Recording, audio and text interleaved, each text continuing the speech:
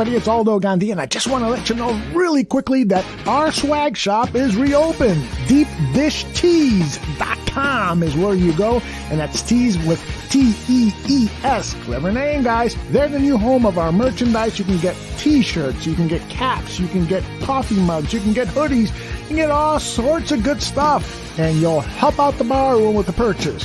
So head over to DeepDishTees.com.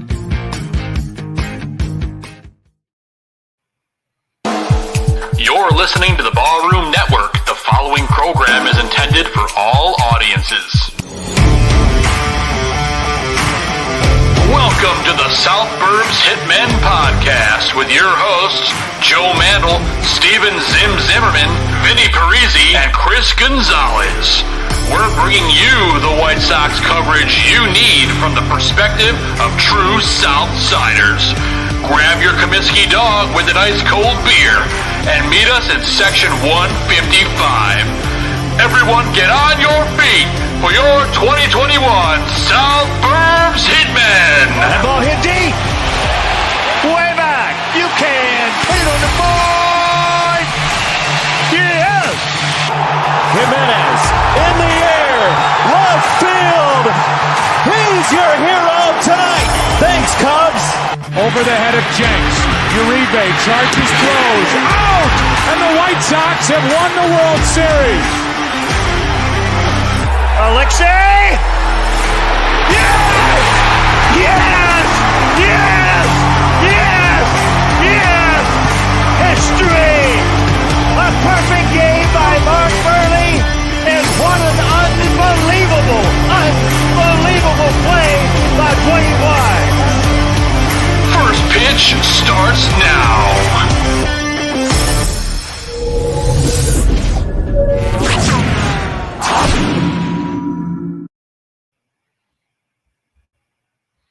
What is going on, everyone, and welcome to the South Burbs Hitmen podcast. I am one of your hosts, Joe Mandel, and I'm joined by my White Sox brother-in-arms. Of course, I'm talking about Chris Gonzalez and Vinny Parisi, and our buddy Steven Zim Zimmerman is here as well via phone. Gentlemen, how you guys doing? Vinny, we'll toss it over to you first, man. I'm doing wonderful. Eloy Jimenez is back. The White Sox are in first place by 9 games. I'm not going to brag about it, but I'm going to brag about it. This is awesome. It's been a great, last 24 hours with the Sox, so I'm looking forward to this show. Absolutely, man. We are over the moon excited. We had a great guest tonight. We got Chris Gonzalez here real quick. I'll get to you quickly. Gonzo, you're on mute, just so you know. But, real quick, talk a little bit about our guest tonight and how excited you are to bring him on. Yeah, first and foremost, I'm pumped that even before Sox make a trade, I'm pumped that we have Eloy back. But not only that, I'm pumped for this week's show because we got Cam Butler, 15th round draft pick from the Chicago White Sox. And gosh, I can't wait to have him on here tonight, as well as Ozzie Guillen Jr. coming for the show segments. But Cam, most importantly, we haven't had a prospect join the show. I know Vinny had on Sean, but on South Burbs Hitman, we haven't had anyone yet. So it'll be great to have a kid within our organization come and begin the journey, and we'll begin it together with him. But can't wait to hear his story.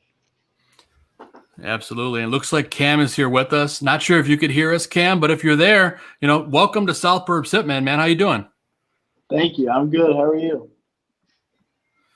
Doing well, man. Thank you so much for agreeing to come on. You're the first prospect that's able to join us. And of course, a new member of the White Sox. So Cam, 2021 has been a special year for you. You were selected by the White Sox in the 15th round of the MLB draft. And then you were the 2021 High School Player of the Year in California. Tell us what those moments were like and the emotions that you went through, man, because it was a great year for you. Yeah, it was definitely awesome, and to just get to experience those moments with my family and friends and stuff. And it was just a lot of good motivation, moving forward and stuff. Yeah, absolutely, man. Talk about a great year. But let's see, you signed as a high schooler and you're committed to play college ball at Cal Poly. What is it like signing a deal and committing to a major league team being so young? Just talk about that a little bit. Yeah, it's definitely, it's cool. First of all, it's always been my dream to get a chance to play professional baseball. So getting the opportunity, was super exciting for me. And I mean, it's weird and a little bit different because now I'm on my own. I'm 18 years old, but I'm already, out on my own pretty much. So it's a little bit different. But I'm definitely just excited, for the experience and to see what happens. Yeah, absolutely, man. It's got to be beyond exciting. And White Sox players are historically known for their toughness and hard work. Talk a little bit about the type of player you are and how you approach the game every single day. Yeah, I mean, I definitely feel like I try to be a high-energy player and try to do electric things and just make good things happen on the field and try to affect the games in a lot of ways. And, so I try to definitely play super hard. I take every pitch seriously. And from the start of warm-ups to the very last pitch, I'm competing every pitch to try to win a ball game. Yeah, absolutely, man. And I'm going to go ahead and toss it to one of my co-hosts, Vinny Parisi. Vinny, why don't you go next and with some questions for Cam? First of all, Cam, thank you so much for coming on, and congrats on being drafted by the White Sox. I'm sure that's pretty sweet, huh? Thank you. Yeah, it's super sweet. Thanks for having me. Oh, no problem at all. So, you've been through a lot in terms of your baseball career so far up to this point. You said you're 18 years old. What moment was that moment in your life where you're like, oh, I could play professional baseball? We'll see what level you can eventually get to, but, take us through your life and where you might have realized that dream is actually possible. I'd say probably in the last year, even just this high school season, seeing a lot of scouts come out to games and playing well. I mean, I always thought I could play professional baseball because it was just a dream, as a childhood, dream just to be a professional baseball player, but it didn't come into like a realistic, hey, this could really happen until I'd say this spring. Very cool. Is there a moment or a game that you would say you enjoyed the most? Like if there is one, like maybe a big win or a game that you played that you said scouts were at and you just knew it was a big moment. Is there a game like that you enjoyed that much? And if there was, what about it was so great? And take us through the emotions and what it meant to you to be a part of it. I think my coolest moment ever as a player was freshman year. We were in the playoffs and we were down. I was starting on the hill that game and I was throwing pretty good. And I came up to the plate and I hit a grand slam to put us ahead. And just my teammates being there and just how close you were and, going through a lot of games that season to get to playoffs even. It was just a super awesome moment. It's probably my favorite baseball moment ever. Yeah, that's really cool. When you were drafted by the White Sox, did anybody along the lines of, the higher ups in the organization or maybe Frank Menachino, the hitting coach, did anyone like that reach out to you?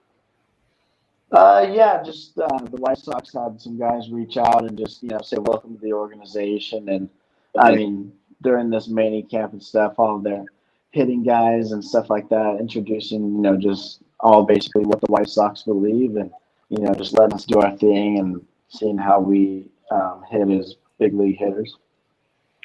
Really cool. Before I hand it off to Gonzo for his questions, I got one more. Did you get a chance to meet anyone yet? Is there someone that you're looking forward to meeting if you ever get the opportunity to advance in the organization? Are there any prospects or anything like that?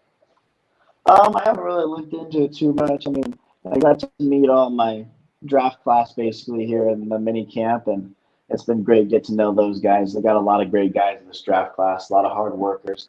So it's going to be really fun to, really just be playing with these guys, hopefully, and see where the game takes us all. Awesome. Very cool. It sounds like things are going well for you, and I wish you well. And with that, I'm going to hand it over to Gonzo, Chris Gonzalez. Hey, Cam, this is Gonzo here. And again, thank you for taking the time out of your day to join us. As a high schooler playing for the Walla Walla Sweets, which for those who don't know, it's an amateur collegiate summer baseball league out where he's from. What is it like playing against mostly collegiate players, and how has it helped your game? It was great getting to play against mostly collegiate players and basically just adjusting to the speed of the game and getting to play with guys who had multiple years of experience on me and just trying to pick their brain and ask questions and ask them, what their routines are, why they do certain things, how they do certain things, and just really getting to see that level of competition and compete against it every day. I felt like I was able to grow a lot as a player. And just to add off of that, now, like this collegiate league out there, is there a huge variety of collegiate level players, or what have you seen from the most part, like comparison level from you out there? Yeah, we faced guys from all over the place. A lot of big schools, big Division I schools, all the way down to JUCO guys. So it was definitely a good variety, and I feel like I stacked up pretty well against all those guys, even being younger, and just the way that I felt like I adjusted and played was, pretty comparable. Gotcha. All right, and also, now you were the 2021 California Player of the Year. Did the pandemic help or hurt that progression in your journey? Just tell us what it was like going through it all. I would say it definitely helped my journey. It sucked because I didn't get to play a game that year because of COVID. We didn't even get a chance to have a season. And so really for me, I was able to, I found a place to work out. So I was working out every day and started really consistently doing that. And then hitting as well every single day. And I kind of got into a really good routine where I was doing multiple things every day, really to just grind and get better. So I definitely felt like the pandemic, I was able to get ahead of other guys who didn't have the same opportunities as I did. Gotcha. Well, thanks, Cam. I appreciate you answering my questions, and I hope you continue to stay humble, because I can definitely hear it in your voice, the character that you have, and I just wish you all the best. And I'm going to turn it over to our other co-host, Steve Zimmerman. Hello. Apologies for my late appearance. I promise I've been here the whole time, just backstage, trying to scarf down a last-minute meal so I can be nice and prepared for you. Oh, good. No worries. So I just wanted to ask you about your comfortability in the field. Like, I know you were drafted. I think they've got you listed as an outfielder right now. You're listed on your Walla Walla Sweets team as a utility player. I've seen shortstop, second base. Oh, I'm sorry. You're listed as a shortstop right now. Okay. But regardless, where are you most comfortable? What do you expect moving forward with your career? And what do you hope that you're able to provide in the field for this club?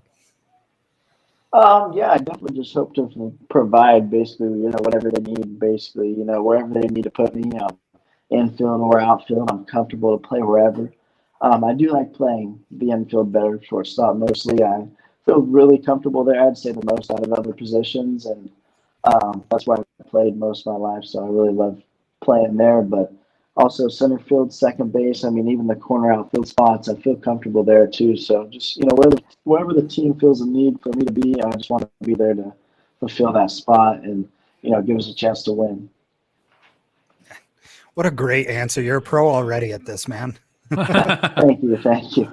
So, all right, I want to get kind of personal with this one now. What's like a weird quirk that you have, like either on the field or like pregame, that what's something that you do that keeps like that superstition alive in the game of baseball?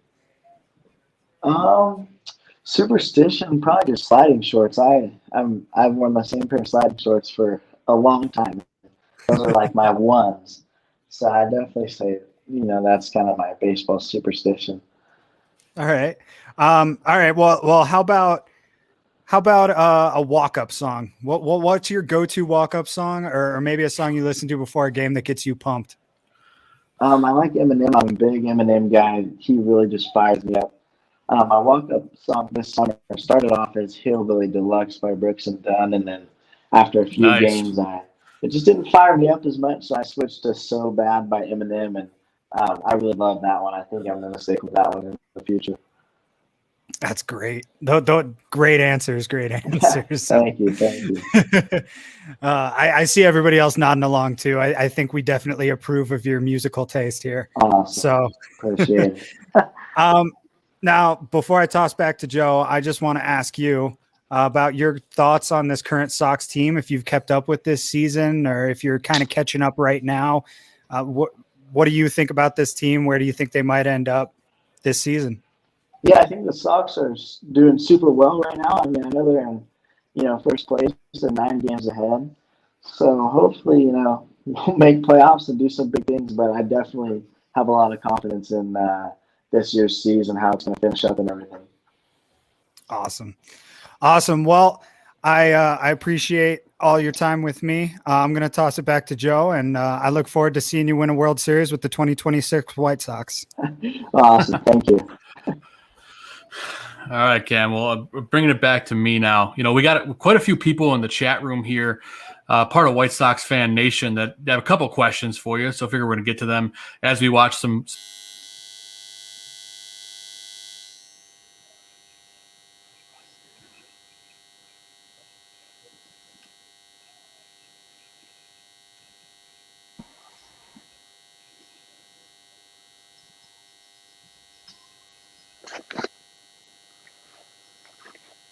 Sorry, I can't really hear you. It's just kind of like buzzing in my headphones. Yeah, I think we lost Joe's audio. So let's see. We are looking at some chat questions right now. While we wait for Joe to fix his audio, I'll chime in with a question. Cam. There you go. Thank you, Kenny. There we go. When you're not playing baseball, in between games, chilling with your buddies, what do you like to do for fun? I love fishing. I go fishing quite a bit. I have my own fishing kayak. I put a trolling motor on it and a fish finder, so I like to take that bad boy out, when I can. And then golfing, I like to golf too in my free time, and then probably just working out. Very cool. Is there a player that you grew up idolizing that led to you wanting to be a shortstop, or the way that you play today? Is there someone you idolize like that? I think today, I really try to play like Trey Turner. I think that he's an electric player, and he's a good hitter. He plays the game hard, and I think he affects the game in a lot of ways other than just what he does at the plate or in the field, as far as the energy-wise. So I definitely try to I probably idolize him, and I'll try to want to be like him for sure. That's a really good answer. If you end up being like him, it's going to be a nice, steady career for you. That's right. I'm looking at the chat for questions here. They said there were a couple. Someone wanted to know in the chat, you brought up Eminem. Are we talking old school Slim Shady or his new stuff? What do we got there? I do love old school Slim, but his new stuff isn't my favorite. But old school Eminem, I definitely love him. Yeah, that makes sense. I think a lot of people are in agreement with you on that. I see a lot of head nodding going on, and I think back to some of those old school Eminem tracks myself, and I'm with you on that. I think we got Joe back. Is it better now? Can you hear me? It's better now. We're all good. There we go. Joe to handle the chat. All right. Yes, thank you guys for taking care of that. Good old technology doing its thing. But as I was saying before I got interrupted by the technology, we had some questions in the chat room for you, Cam. Some people in White Sox Nation that want to ask some questions. So one of our loyal listeners, Ron wants to know, who are some of the key people that helped get you where you are today? Who are some of your mentors? Definitely my parents. My parents have been with me every step of the way with great advice, just help take me to tournaments and, supply all the gear that I could possibly need. So I definitely say my parents are the biggest key to where I'm at in my career. And then just some coaches as well, travel ball coach, and just a few other key coaches that really taught me the game and basically taught me things that I still take with me to this day. So, definitely a few people.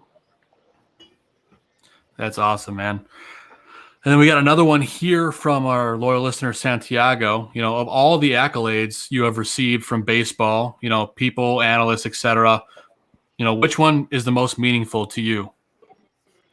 I'd definitely say the Player of the Year from Perfect Game this year when I got awarded that. I wasn't expecting to win that at all.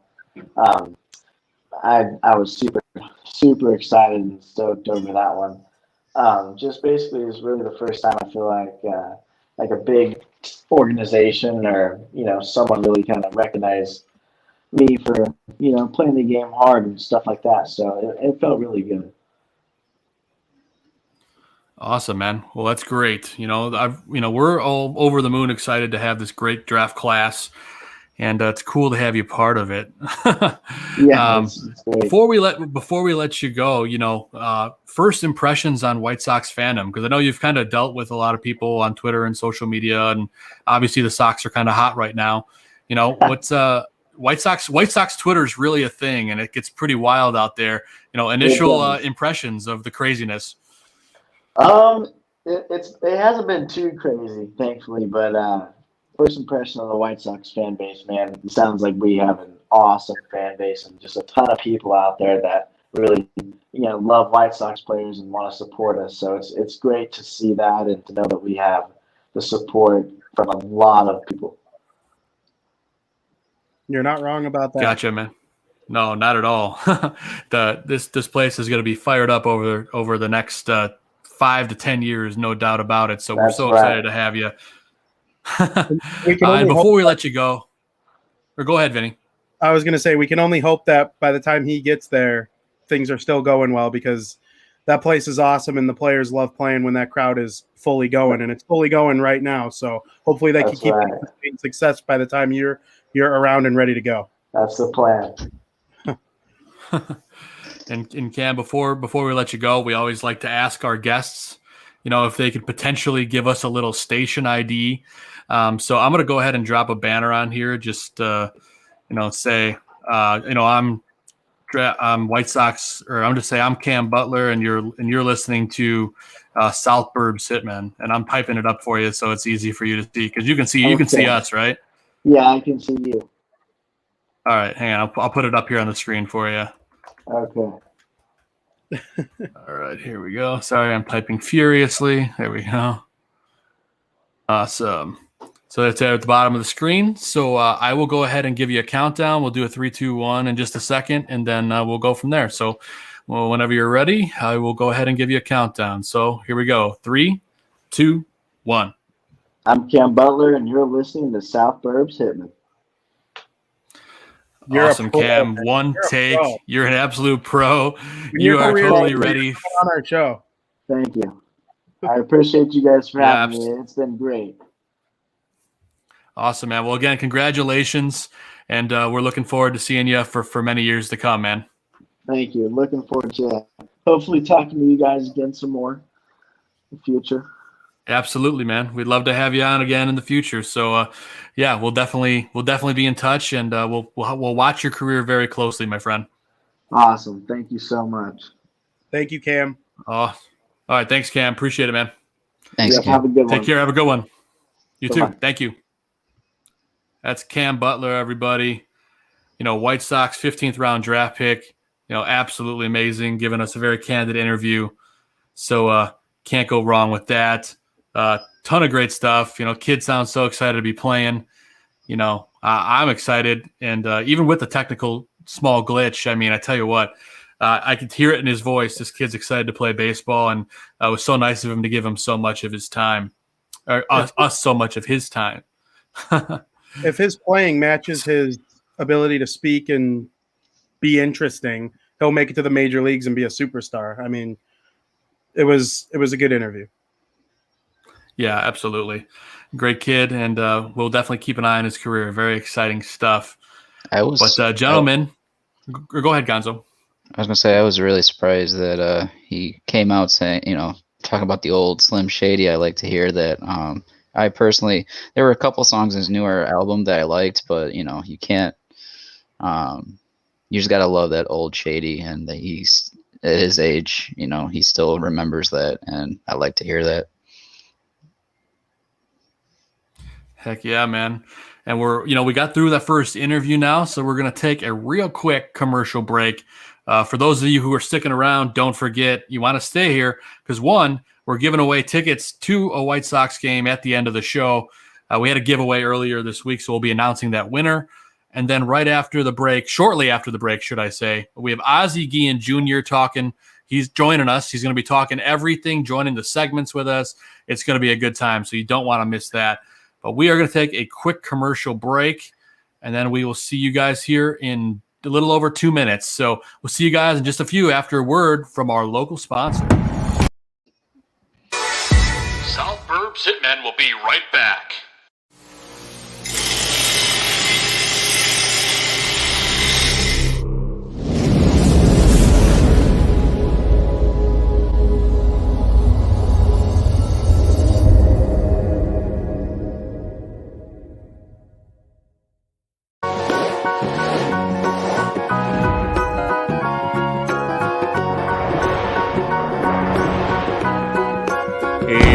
The Mikey Bet Show, the Mikey Bet Show. Do you know the Mikey Bet Show?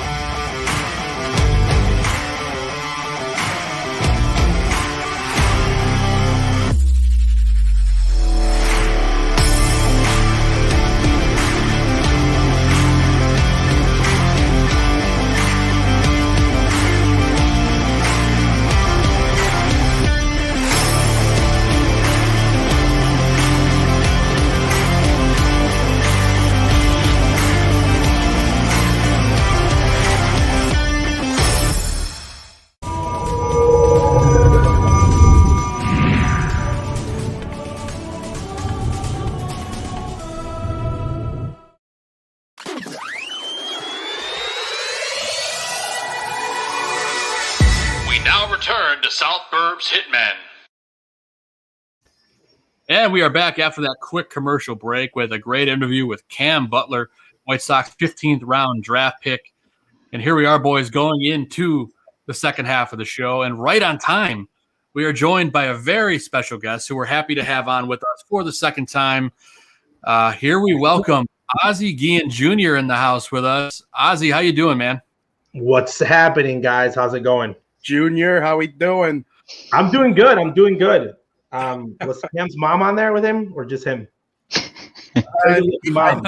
He asked her permission, but it was just him. She has a very attractive family. Good for him. I'm glad that he signed. It's got to be an exciting time for him, even if he never plans to be anything in the big leagues. Just getting signed to a professional big league, like play professional baseball. Good for him. I hope he gets to enjoy it before the pressure hits him, but that's got to be exciting. Never happened to me, so I think that's pretty cool. Absolutely. Yeah, 18 years old, man. I can't That's even awesome. imagine. That's got to be wild.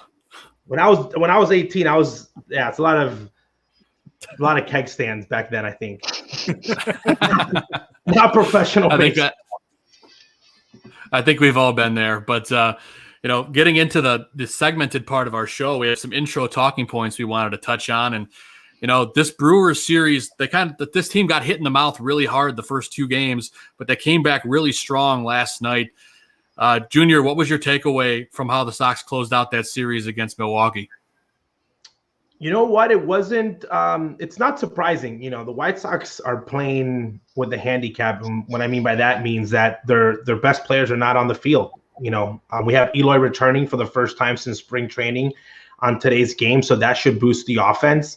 And they haven't been able to play 100%. They still got Pantera missing. They got Grandal missing behind the plate. So this is going to happen against very good teams. They've been very lucky that there hasn't been any injuries to the pitching staff, but the Brewers are a very good team. I never give credit to the Brewers. I don't know how they do it. I always look at their roster and I'm like, they're not going to be good. And they're a very competitive team. Again, also National League, you're losing the DH.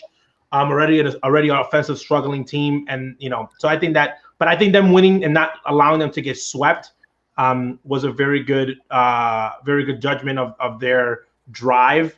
And again, Kopech did an amazing job coming in. But I think they handle it. You're on the road.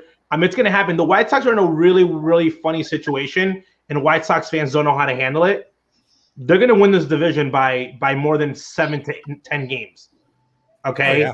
So they need to start thinking playoff baseball, but they'll lose a game and they start losing it. Like, I made a Twitter comment today about that Tony La Russa has been making weird managerial moves to throw off the advanced scouting. Because there's no other way to explain it. Did they win? I'm like, okay, cool, they won. Like, they're going to get wins again, but it's a really weird situation. I know that they want to probably get home field advantage and get the best record in baseball, but it's a very unique situation where the White Sox are currently in. But the Brewers are a very good team. Yeah, and Tony La Russa getting his first ejection of the year. We joked earlier in the season that he wouldn't have a single one this season.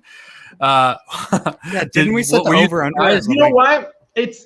We set the over under at 1. No, you know what? It's funny, and it's going to be over if it happens again with one of the main guys. So people were upset when he didn't do it for the Baby Nader. That's actually my new nickname for him, Baby Nader. So I'm going to claim that. And he didn't do it for Lucas Giolito, hard Giolito, for a reason. Okay, Tony La Russa is a very old school guy, and when managers go out to get thrown out is when they're out there to protect their players. Usually, fans think that it's the manager that's getting crazy. It's your job to get kicked out once your player's kicked out, especially if you want to back them up. So Tim Anderson is that guy. Even if Tim was wrong, which I don't believe that he was, because Tim Anderson does a lot of things. He talks a lot, and he does a lot of antics. There's one thing he doesn't do. He doesn't argue balls and strikes very often. He'll take his pitch and he'll walk away, doesn't argue balls and strikes, and he was on top of that guy after that first at bat. He wasn't happy. So usually when you see a guy that doesn't argue balls and strikes a lot, not very happy with the zone, you know that something's up. I give him the benefit of the doubt. And he got ejected, spoke his mind, and Tony had to go out there and protect this guy. So, Tim Anderson, I know that we have an obsession with Jose Abreu. We want to build him a statue. We want to make him everything because of his 20-game season MVP, 20-game MVP season.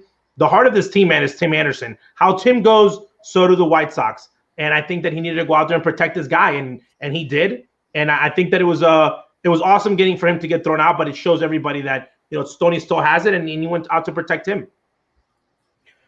All right, Baby Nader, I got a question for you. You've known for about over a year now that the Cleveland baseball team is going to change their name.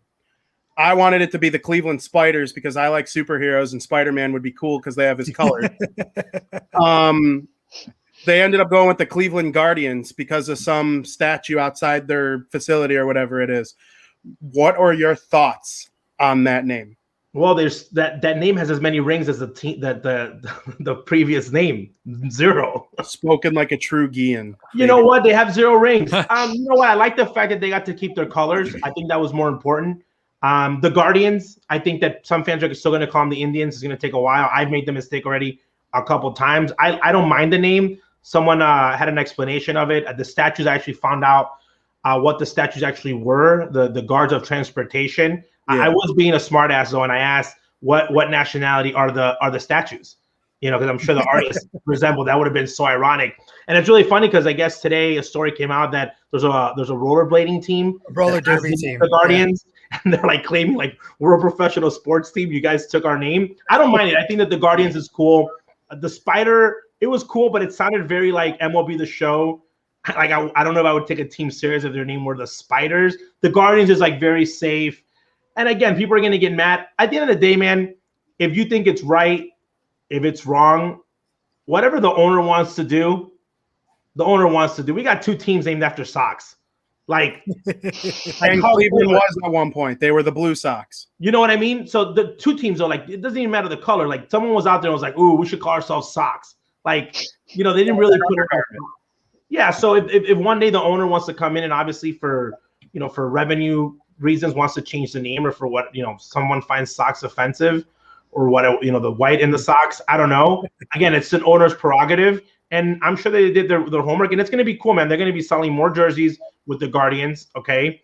They're going to be probably selling more jerseys with the original logo because that's going to happen. and you're gonna get judged for wearing it. It is what it is. I love the logo. I love the logo because I love the movie Cleveland Indians. I love the movie Major League Baseball, so I associate just the logo with the team. But again, I think that one mistake that they did make, though, really cool name. The Guardians are okay. I do think that the logo that they picked was a little bit premature. It looked like a fifth grader was given a school project. He was in the project and then decided to like look for like the Anaheim Angels old A and throw like the wings on it. The logo will probably be changed. The logo has to be a little weak. So I like I want to say what White Sox logo looked weak. Oh, the Campbell C. People didn't like it. It got changed right away. But I love that logo, but people didn't like it. So I feel like the name will stay, but the logo will go away. Are you familiar with the Guardians of the Galaxy? I know the movie of someone was mentioning on Twitter that they should rename the stadium.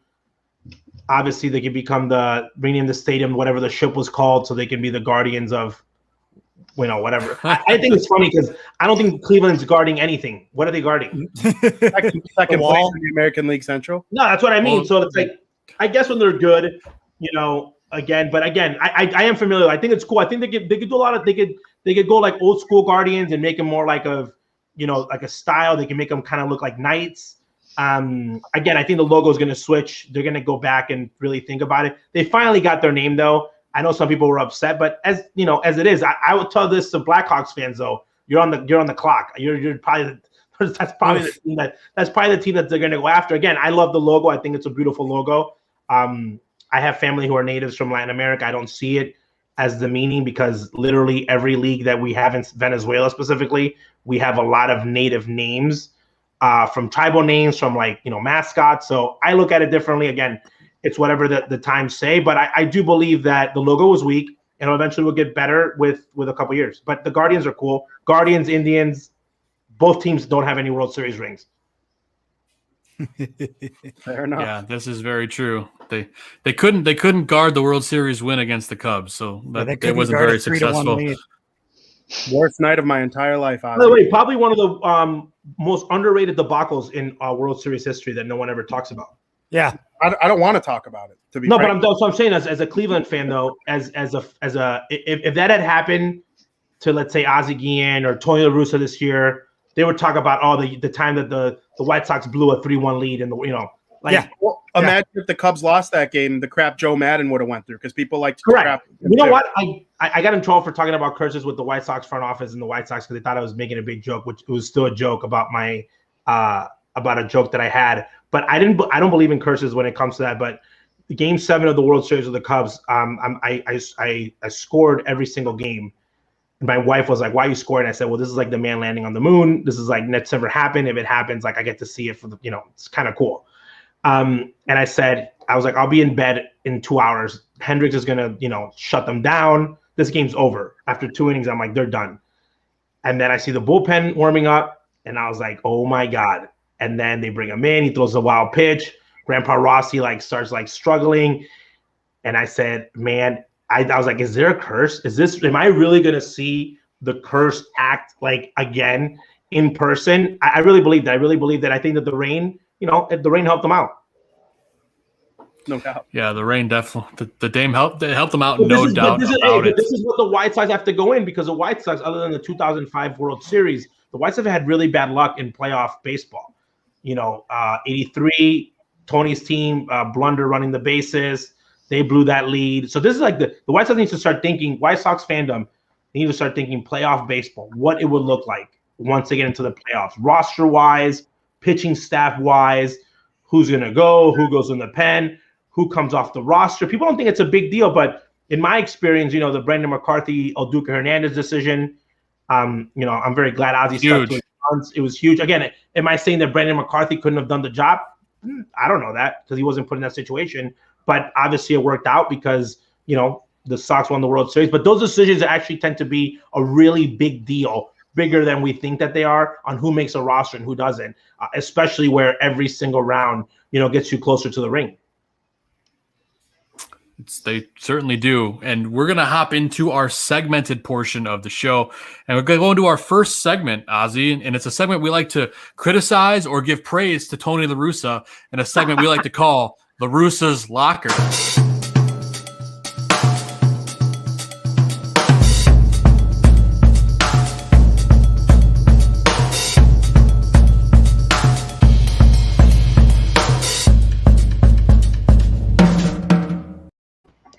This is awesome. So yeah, it's usually when we get to criticize or, give love to Tony. It's been a little bit of both this year.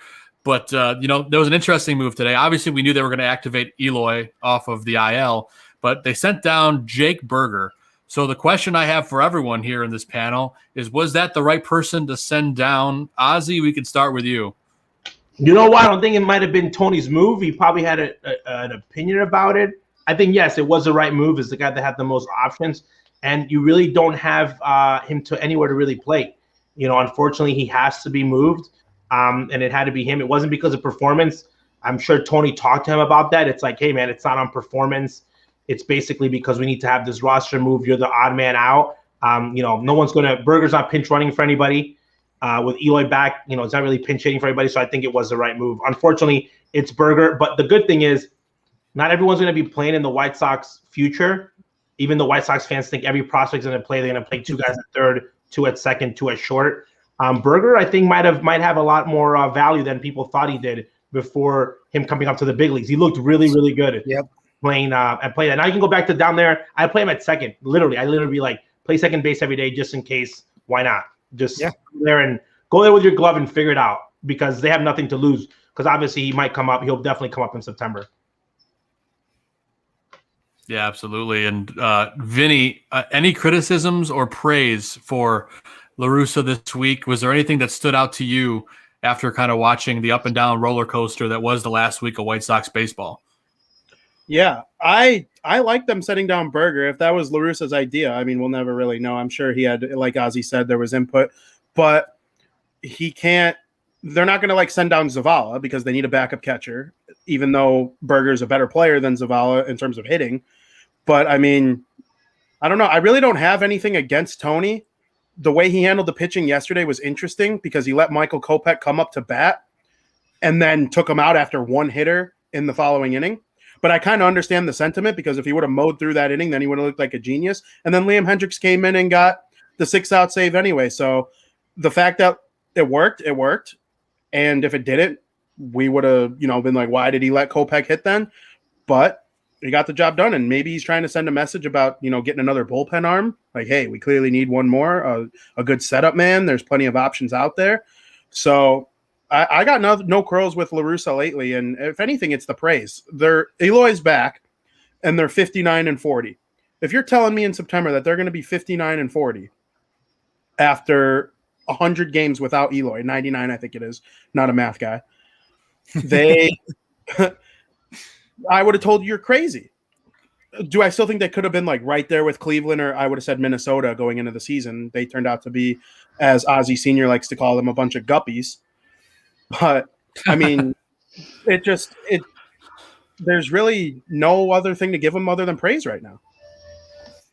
Yeah, absolutely. And I want to give a little bit more praise because I feel like I haven't given much this year, but I got to say, him sticking with Andrew Vaughn this week and giving him all those at-bats. Vaughn had a huge week. He hit over 500. He's getting on base.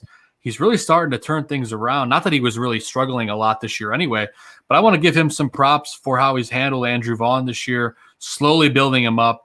And I think this kid's going to be a stud. I mean, like I said, he hit 529 or whatever it was last week. Steven Zimmerman, I know you're a fan of how Vaughn has been playing and kind of how Tony has handled it. Any initial thoughts? No, I mean, just echoing back what you said, he's put him in a position to succeed. It feels like when we were all questioning a lot of it at the beginning of the year, and I think this is where the experience of having that older manager comes in, because he's seen this happen, probably dozens of times over his 40, 50-year career. So, I think it's all been a lot of praise lately. This is, like I said last week, where we're really going to start seeing the value of having a guy like Tony La Russa instead of some fresh young buck. It might not have been the popular decision, but it's really starting to pay dividends, I think, for this team. And even La Russa is starting to get fired up about it at this time. We saw it. We talked about the ejection already, but we were debating if that was even going to happen, and it did. And it just shows that he really does have his team's back, and at the same time, the team has his back. And that much was evident by, I don't know if you guys saw it, after Gavin Sheets hit his walk-off during the show last week, the first guy he went over and hugged was La Russa. I think this team, I think they're really becoming a team is the point of what I'm getting at here. Yeah, and that's what I love giving the props to Tony for. Chris Gonzalez, we'll let you wrap things up before we get to the Adam Dudd of the week. But, where are you at with La Russa over the last week? You got any praise? You got anything you want to rag on him for? Or do you just want to just rant about anything? You have the floor.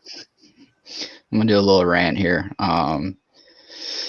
First off, we should give this organization some praise for the past month giving Berger the opportunity at second base in AAA to prepare him for what team was going to have, or what, Tony and the organization was asking for him when he came up to the big leagues to, take a shot at second base while Madrigal is down. That's huge. And he took it.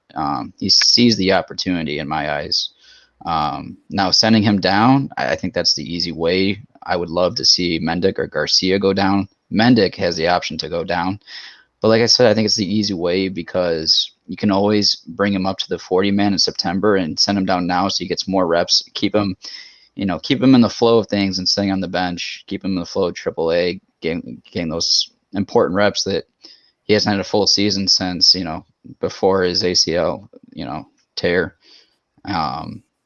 So, he's got a month here to get more reps, continue that confidence to come back, for the 40-man. But at the same time, for Han, with the deadline approaching, it gives you a more clarity on what you can do on the back half of your roster, how you're going to fill it out here. Sure. And that kind of goes to, I think we faced Milwaukee at the perfect time, right before the deadline. You saw amazing pitching staff, what you're going to see in the postseason. One of the harder ones, at least, that's really comparable to ours. And that should give Han clarity of what he needs to do here with help with bullpen arms, second baseman, whether that's Escobar, Serrano, or whatever. We'll get to that here shortly. But altogether, to go with Tony with this past week, for him to be ejected, I thought it was going to be versus Division Foe. But it Division was Foe? Division Foe. Do you pity the Foo? Oh, we got to pity the fool. But gosh, for Milwaukee and the way he was ejected, it was like I was just laughing at it. Because I really like when Chuck came on as our first guest, he thought it was going to be Kansas City, that he's going to get ejected, and I was kind of agreeing it'd be someone division-wise and heated moment, but not like what happened to Milwaukee. Although, granted, he had every right to be heated because the umpiring crew. Usually, I back my umpires, but that was atrocious of what I saw over the weekend. But yeah, that's how I'm going to wrap it up for Tony. I got to give him a lot of credit for the situation that he's been in. I've agreed for him with the most part. There might be a couple of hiccups here and there, but for the most part, I'm glad that we have him and we're in the right position at this point of the season. Yeah, no doubt, man. And Ozzie, I saw you laughing about the umpire crew. I just want to get your thoughts before we move on. No, I just think it's awesome when an umpire's like, it's not, I'm on the boat. I hate when people on Twitter, White Sox fans are like, we need robot umps. The first thing they tweet after the first pitch. I'll give you the benefit of the doubt if the guy's bad for both. He was bad for both sides. I think that he squeezed at a couple calls that you can't squeeze on because you're taking away the at bat from the guy, and they weren't very good. I think probably the worst top 3 games might be the worst game called out of the whole year, to be honest with you. It wasn't very good. And again, I just think that he was just not very good overall. I didn't even look up the score, the new charts that they have, but I think he was just really bad for both sides. And just the professionalism too. I didn't like how he handled that whole situation either. But that was just what I saw. The only time La Russa got tossed and the only time Ethan Katz got tossed, they both said almost nothing. No, but Chris has a good point. Sometimes it's not about how bad the game is being called. It's your attitude towards when you're answering the questions, or the fact that you don't want to answer them, or you want to tell a guy where the pitch is. He was a little cocky. He had a little bit of attitude on them. And again, I think that, Tim Anderson was like, I'm going to call you out on it. I think that happens. Umpire might be having a bad day, but he definitely had a chip on his shoulder. Sometimes that tends to happen when you're not doing a really good job and that you're embarrassing yourself and your family. Yes. On TV. Yes, no, that definitely happens. I mean, it's a point of pride in umpires at every skill level. When you have a bad day, you want to take it out on somebody. It's human nature. Maybe he wasn't himself. Maybe he needed a Snickers. That's all right. It landed better in my head than it did in real life. But on that note, we're going to move on to our next segment, which is talking about guys that stunk in our Adam Dud of the week. You suck. You suck. Stupid. Lousy. No excuse. What a dud. What a total dud. Yeah, so this is where we talk about players that really stunk up the place last week in our Adam Dud of the Week nominee section. Vinny's got his finger up. Vinny, what do you want to say? Did Ozzie Guillen manage Adam Dunn, or was that? Yeah, we were with the reason they didn't win a division that year is because it was the worst year that he ever had in his life. Poor guy, man. You know what? I remember him in Cleveland had probably a quick story. Greg Walker, okay, first day of spring training, comes in and says, "We got a problem."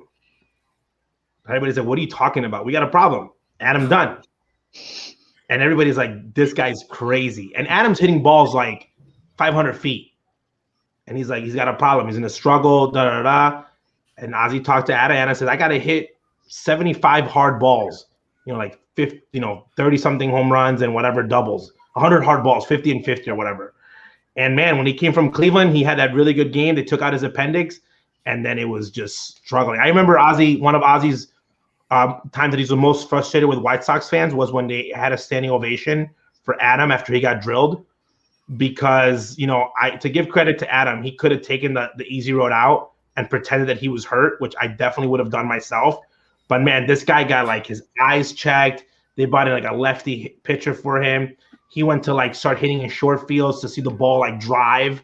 He did everything, and had he hit like 30 more points, I think that team qualifies in the playoffs. I think that he's the difference. But he struggled. He went through it, and he handled it. He went there. People were clapping for him every time he like walked or got on base. It's probably one of the hardest years I've ever seen a superstar go through. But then after that year, he had a great year. So it was just like a 1 year thing. I think he didn't make the playoffs in any year of his career except one. And it was the wild card game that Lester blew for the A's, and he was injured, so he didn't even get to play in it. So that's why they call Ozzie crazy when they were making the move, and we were everyone, including myself, was ready to celebrate on Michigan Avenue. So we're going to win the division. He said he's never won. There's a reason for it. I don't think that's a good sign. But yeah, for sure, they thought Ozzie was crazy in outs. But again, it was a big lefty. White Sox fans love big lefty bats. Like you're a lefty and you hit home runs. White Sox fans, they drool over you. But again, he was a great guy, though. He was a fun guy to have on the team. Awesome guy. I think he's forever going to live in infamy. But he had a really good year with Robin, 2013, right? He had a pretty decent year. Yeah. When they collapsed at the end. But again, he did get paid. But he will always be in White Sox history. And again, you guys have a segment for him. So. Yes, that's right. And that's when we talk about the player that we nominate that stunk the week before. So, Ozzie, you have the floor. We'll let you go first. Who do you pick over the last week? I was gonna go easy, and I was gonna go big league guy. People are gonna if more people watch this, they're gonna say that I'm just beating up on the kid. I'm gonna go Germinator. I am. I think him retiring. There's a lot of rumors out there of how he acted when he was down there. He was upset that he was pulled out of a game. He had made it very public about guys that he didn't think deserved to be in the big league team. I'm gonna be honest, man. If Ozzie was the manager, if one of my brothers was causing the drama, because White Sox fans are going to come bring that bet up. If anything that's dramatic, okay? Right now, when you're in a run like this, you do not want any distractions off the field. And I think that the way the players responded to like the Jermaine Tony situation early in the season, and now we haven't seen one player say anything good or bad about it. They're being like, we do not need this drama of like a guy retiring, of a guy coming back in, the next day. And I think it was unfortunate because I think that he should have been down there and been like, I just got to play defense and go down there and play really hard. Because I really think that he might be in the cards for a roster situation. You know what I mean? If he comes up in September and he starts swinging the bat really well, like he did in April, May, June, like before the situation, he starts giving you good at bats, then he might be a guy that, comes in and shows you. And it also shows like the selfishness. I hate players like that because everyone that's been brought up that he was talking about, these guys should be in AAA. It's Andrew Vaughn, it's Sheets, it's Berger, it's Mendick, it's Lowry. It's guys that have fought to be in that place. Nothing's been handed to them. God, they told Andrew Vaughn, go play left field. The guy's like, I'm a number one prospect at first base. He was like, okay, cool. It could have gone so bad for him. They got Berger at second. You got Sheets coming. Like, so you're asking guys to do things, and for you to be selfish and say, I'm retiring. I know that people are going through things, but it was so public that I think it was taken away from what the guys were doing in that moment. You got Tony La Russa has to talk about the game, and the first question is, what do you think about this guy's retirement? He doesn't want to answer that stuff. It's like, I don't want to deal with this. So I think that's why it was it doesn't really look like it's that big of a deal because it is such a big game lead. But like when you look at like you want everything being right, it was very selfish of him to do that, especially after everyone did so much for him.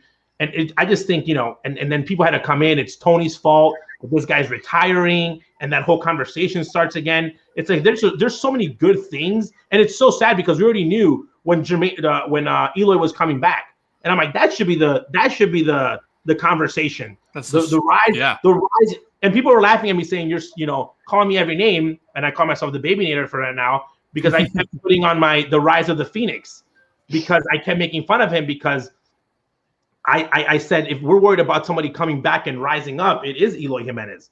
40 and 100. Like this is our guy, and we're here talking about this guy. And I think that it really did go to his head. Like I think that he forgot, and I think now that the White Sox fandom that loved him so much is really confused of like, should we root for this guy to keep doing well and bring him on the roster, or he's going to be a liability moving forward? Like people are really hesitant about that. So that's why I think that was a dud of the week. Absolutely. Great pick, Junior. We'll appreciate it. Vinny, why don't we go to you next for your dud of the week? Yeah, I'm going to roll with Bummer because I think Bummer has nasty stuff. I really do. When he has his command on, he's one of the better relief pitchers in the White Sox organization. His sinker's nasty. I heard Ethan Katz early in the season say it's the nastiest sinker he's ever seen. That's a guy who's seen a lot of sinkers. I mean, he's really good, and he's just been having a tough year so far. It's not as bad as some people make it out to be, but his ERA isn't like 6 or anything like that. But there's just been some bad luck, and his most recent outing wasn't great, and it pretty much cost the White Sox a game. And I don't know. I just think Bummer. I have faith he can get it back because his stuff is so nasty, but I need him to be better if they're going to, have this great bullpen that they need to have in order to be a World Series contender. So my Adam Dud of the week is going to be Aaron Bummer. Vinny, you mentioned luck there, and like I don't know if there's a quantifiable stat for how lucky a guy is sometimes, but Aaron Bummer seems like he's just been so unlucky this year, and so has Hoyer. Thank you. Because I agree. I knew it because I agree.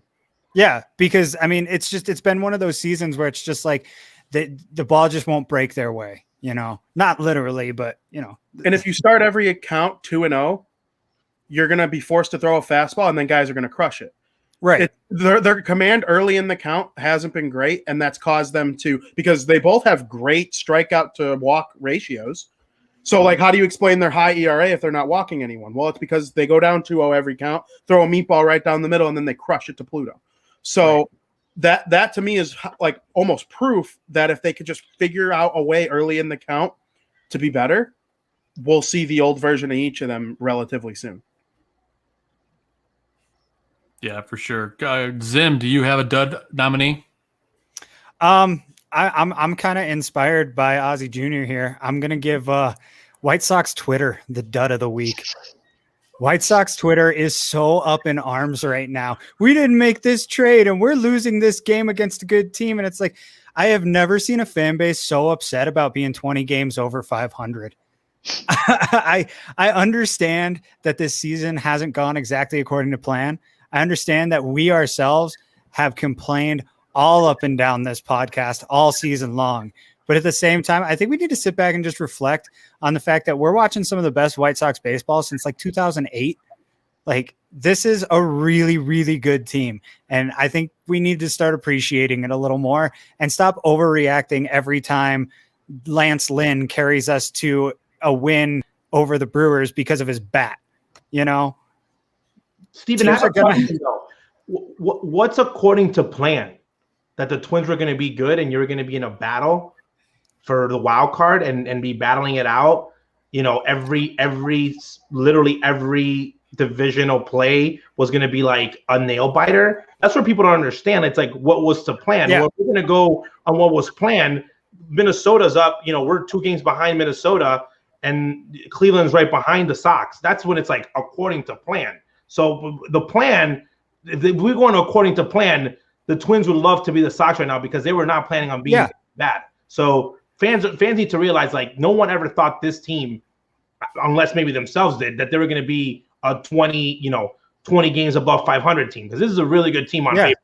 I was also probably part of the plan to have Madrigal, Robert, Eloy, Yasmani all season long. Yeah. There's no plan. I mean, there's like a long-term, like, big plan in the goes out the window.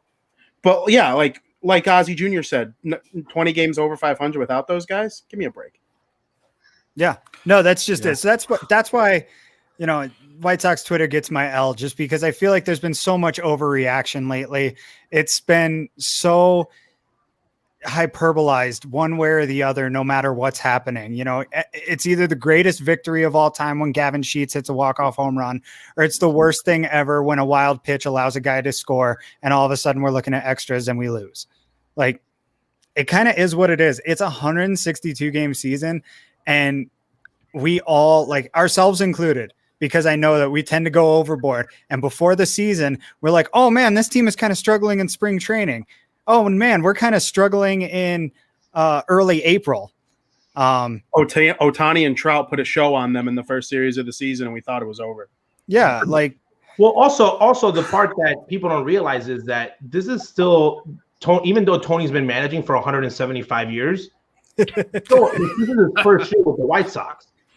Okay, this is the first year a lot of those guys are playing, meaning Andrew Vaughn didn't even play minor league baseball. You know, Tim Anderson was getting used to Madrigal and making double plays because they had a 20-game season.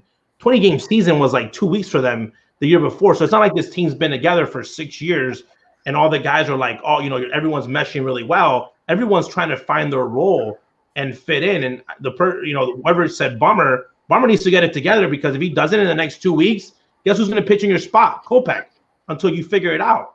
So, But the best part of this whole thing is that there's options, because there's guys out there that are like, oh, we have options to, like, play people in different places. But again, I think that this is probably the best situation.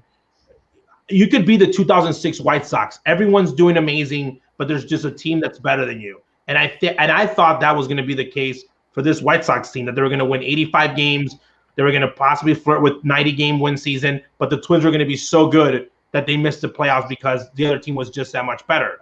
Completely different story, because obviously now they're playing not with all the superstars, but they have an 8-9 game lead in the division, which that's, again, super impressive and way easier than fighting to the last day of the season.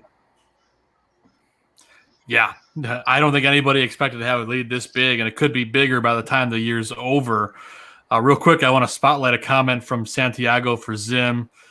I've never agreed so much or at all with Zim, so congratulations, Zim. Santiago finally agrees with you. But I want to give my dud of the week before I toss it to Gonzo for his. I'm going to go with Larry Garcia this week. He hit 125. He went 2 for 16 with 5 strikeouts, 0 RBI, and 1 run scored. It was a rough week for Larry. I mean, he's been up and down all year long, but this is one of the worst, and a week that we really needed him to come through. And he's another one of the reasons that this team is probably going to look at acquiring a second baseman. We'll talk about that in another segment later. But my dud of the week goes to Larry Garcia. That was a rough one. Gonzo, who's yours? Well, you know, the dogs were barking at Ozzie's baby, babynator. But I totally agree with Ozzie Jr. on that one. My dud of the week is going to go to TA.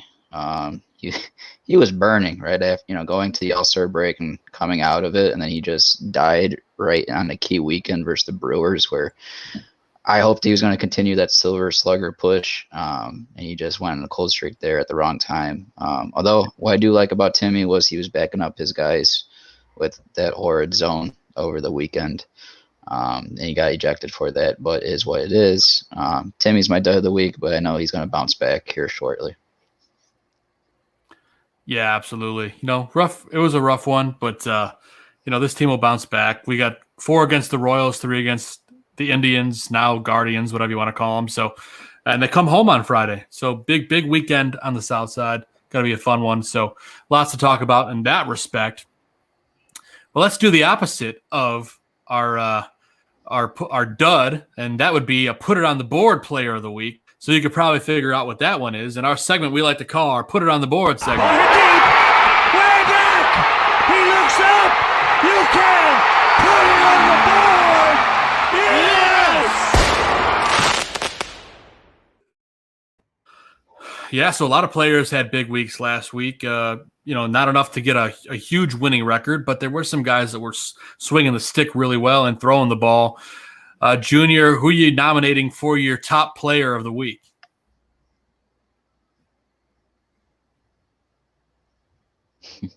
I'm thinking. No, easy. Lance Lynn. Lance Lynn. You know why? Because in Chicago, we love throwing the word ace. Again, everyone's a big Lucas Giolito fan. Everyone loves Lucas, obsessed with Lucas because he was the guy that was okay when nobody else was good. He was the worst pitcher of 2018. He pitched in a short season, so he's a paper ace, meaning you're an ace because the fans on Twitter said that you're the ace. An ace means that when you're on a losing streak, he comes in and says, I'm going to shut the other team down. I'm going to step up and do it again. And that's who Lance Lynn is. Lance Lynn does not let winning streaks get 2, 3, 4, 5, 6, 7 games. He comes in and puts his foot down. And I didn't really think that he was going to have a shot at the Cy Young. I really was like, I'm 50-50 on him. After his last game, I really think that he has now a road to run to it. I really do. Obviously, Rondon's going to be there with him, but I really think that when you look at the schedule and you're counting the days, I'm looking at 90% of opportunity to win when Lance Lynn is on the mound. And if we don't win, it's because we didn't hit enough, but he's going to give us a chance every single day and help out the bullpen. That's something no one realizes. He eats the innings. He helps the bullpen kind of rest, but he is the guy. I think that he will be he was this, again, the stopper, because you don't want to get swept by the Brewers. You don't want to go against them in a World Series and say, well, we're 0-3 against them, in the regular season. It just doesn't feel good getting swept by a better team like that. But he came in and they grinded it out, and I will give it to Lance Lynn, the guy. And again, we haven't talked since then. Probably could be the best White Sox signing in a long time if he does win the Cy Young, and he's already signed. Okay, the last Cy Young is not currently pitching, and he's getting paid like $40 a year. Okay, so I always said whoever won the Cy Young again, he's gonna be like, what is he gonna ask for? $42 a year. So the fact that he is signed, again, I think that tells a lot about him. So to me, the ace, and again, I don't care if he's the first guy. This year's ace, the guy that I look to win every game, is Lance Lynn. That's why he is my putter on the board of this week. Love it, Junior. Let's pass the buck off to Gonzo. Gonzo, who's your putter on the board player? Who's got you all sweaty in the nether regions? Yeah, well, Junior. Don't even laugh. Out. Thanks, Gonzo. I appreciate it. You could at least give me a pity laugh. Nah, I'm saving it for later, Joe. But Junior took the words out of my mouth. Which, by the way, anyone that's been paying attention, I called Lynn out before the season started, and Joe can validate that for me. My put on the board player of the week is going to be, because I'm not going to take Lynn, I'm not going to steal what Junior just harped on, but it's going to be Liam Hendricks, just for what he did this past week, going through that 6-out save. that could be a World Series matchup, and I feel pretty confident when he goes out on the mound to close the door. And that's what we need. Just like, Junior's father, he had Bobby Jenks to shut the door down in a key role for us for a championship. Hopefully, Liam Hendricks can do it in October into November.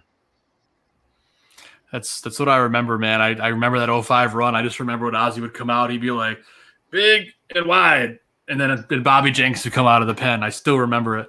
And, what do we got there? The silhouette of the Ozzie doing the big. It says, you don't like the message. Wait, you like the message, but you hate the messenger. It's Ozzie's sign, like the Michael Jordan, but it's Ozzie doing it. Yeah. I think it's the most historic Ozzie. People see the picture of him doing like this, and everyone knows what he's absolutely. Everybody remembers it. Can you send me that shirt? I got to make more of it. You know what? I always say this: Ozzie's a guy that they hate the messenger because they hate something about him, but the message that he sends is always on point. But again, the White Sox, people were looking at the prospects. I was trying to see if there was anybody in the minor leagues that, could be that guy that came up and was like that arm. I really think Crochet, there's a couple guys in that bullpen that they haven't pitched well. It's another guy I talked about. So if they start pitching well, they could be like that addition of Bobby Jenks. Like, oh, you weren't pitching good, but now you're pitching awesome. They could really be that guy that steps up. And there's a couple guys in that bullpen that could be those guys that are just, on paper, they're filthy. And I think that's that Bobby Jenks effect. Awesome. Really, yeah, good old Bobby. Sale, back when he was coming in as a reliever, we thought that was going to be him, and then we converted him, right to the mound. And then he should have won the Cy Young once, if not twice. But that's a guy He will again. So there's a guy on the team like that right now, and that's Michael Kopech. Yeah. Okay. Kopech can be the starter, a reliever, a setup guy, the manager, the bullpen coach. He's just that good. When people say, "What do you mean he's good?" It means that he has enough stuff to be a starter. He's got more than 2 pitches, and he can come in and be. He's better than if I put him to close games. He'll close 40 games, and he can be the setup guy. So he's that good. So I think that talent-wise, if we're going to compare somebody to Bobby Jenks, Kopech. Let's say, God forbid, something happened to Hendricks. Okay, tight arm, has to go down for a couple days. I think that they have a guy that just slip right in there in Kopech, and I think that he's that flexible guy. But I really love to see. I've seen Crochet at his best, which was last year. I think if he gets back to that, oh my God, he gets to where he was in the postseason. Yeah, that's just like Kopech. I mean, that's a very dangerous. That's a very 7, 8, 9. That's a very dangerous. Your window of hitting becomes a lot smaller by probably 3 to 4 innings instead of 6 like there are right now. And you could probably still get a guy like Daniel Hudson to come with his experience and just to add to that mix. Just give us the ring, damn it. But is it worth it though? I think it is, because if you're that close, they're not going to ask for the number 1 pick. No. You could give up. An arm, somebody, and again, you don't want to give up Burger because obviously people love him right now, but those guys have value. You got to move guys that, where does Burger play? Moncada's sign, does he play somewhere in the out? Like, there's really no position for him. So if you can bring back some value, then you move him. And again, he wants to play every day. He doesn't want to be a backup guy forever. So it's like a win-win. It's like Dunning. Dunning's happy in Texas and Lynn's happy in Chicago. A win-win. Junior, you're just teasing our segment coming up with, deadline. Our deadline coming up. So yes. So we'll be coming up here shortly. But let's get through the put on the board players. This shining gentleman here with the glazed look on his eyes. Who's your put on the board player of the week?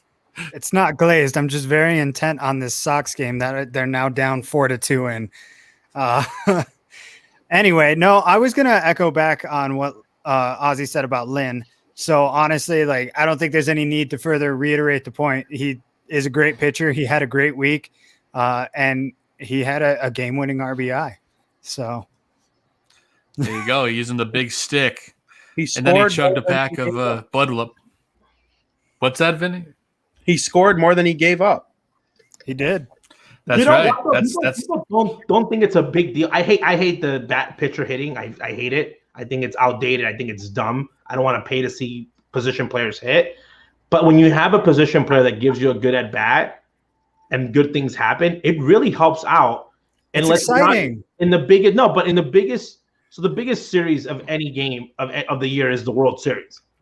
Okay, if your team does not have home field advantage, you're playing 3 games on National League rules, which is why I think that the DH is BS. Either no DH or both teams have to have the DH because the rules shouldn't change depending on the league.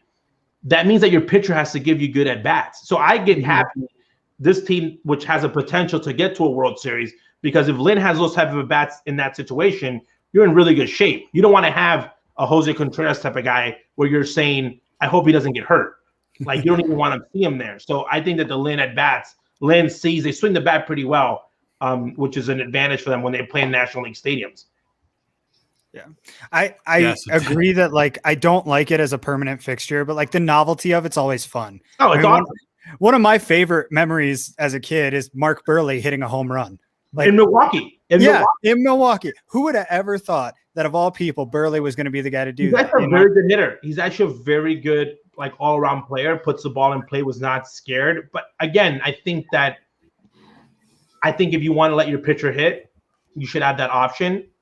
And if you want to have the DH, you can have that option, because when you have the DH in the lineup, you can always still hit your pitcher hit. You have to convince the manager that you're good enough. But again, I think that it gives you flexibility, and it makes for those good moments. But the White Sox that's not an issue. I'm not worried about them playing in the National League because their pitchers handle the bat pretty well. They certainly do. And we just got a comment from John Maris. The king of pitchers that can hit bombs was Bartolo Colon. Hey, just real quick before we get to Vinny's pick, I just want to say I just got an update on my phone that looks like a potential White Sox trade target is off the board now. The A's are acquiring Andrew Chafin from the Cubs.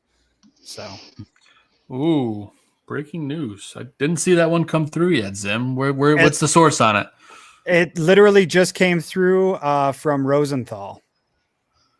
That's got some merit. Rosenthal doesn't usually drop BS. No, he usually doesn't put it out there until he knows it's a sure thing. So I just wanted to throw that out there again, foreshadowing the later part of the show.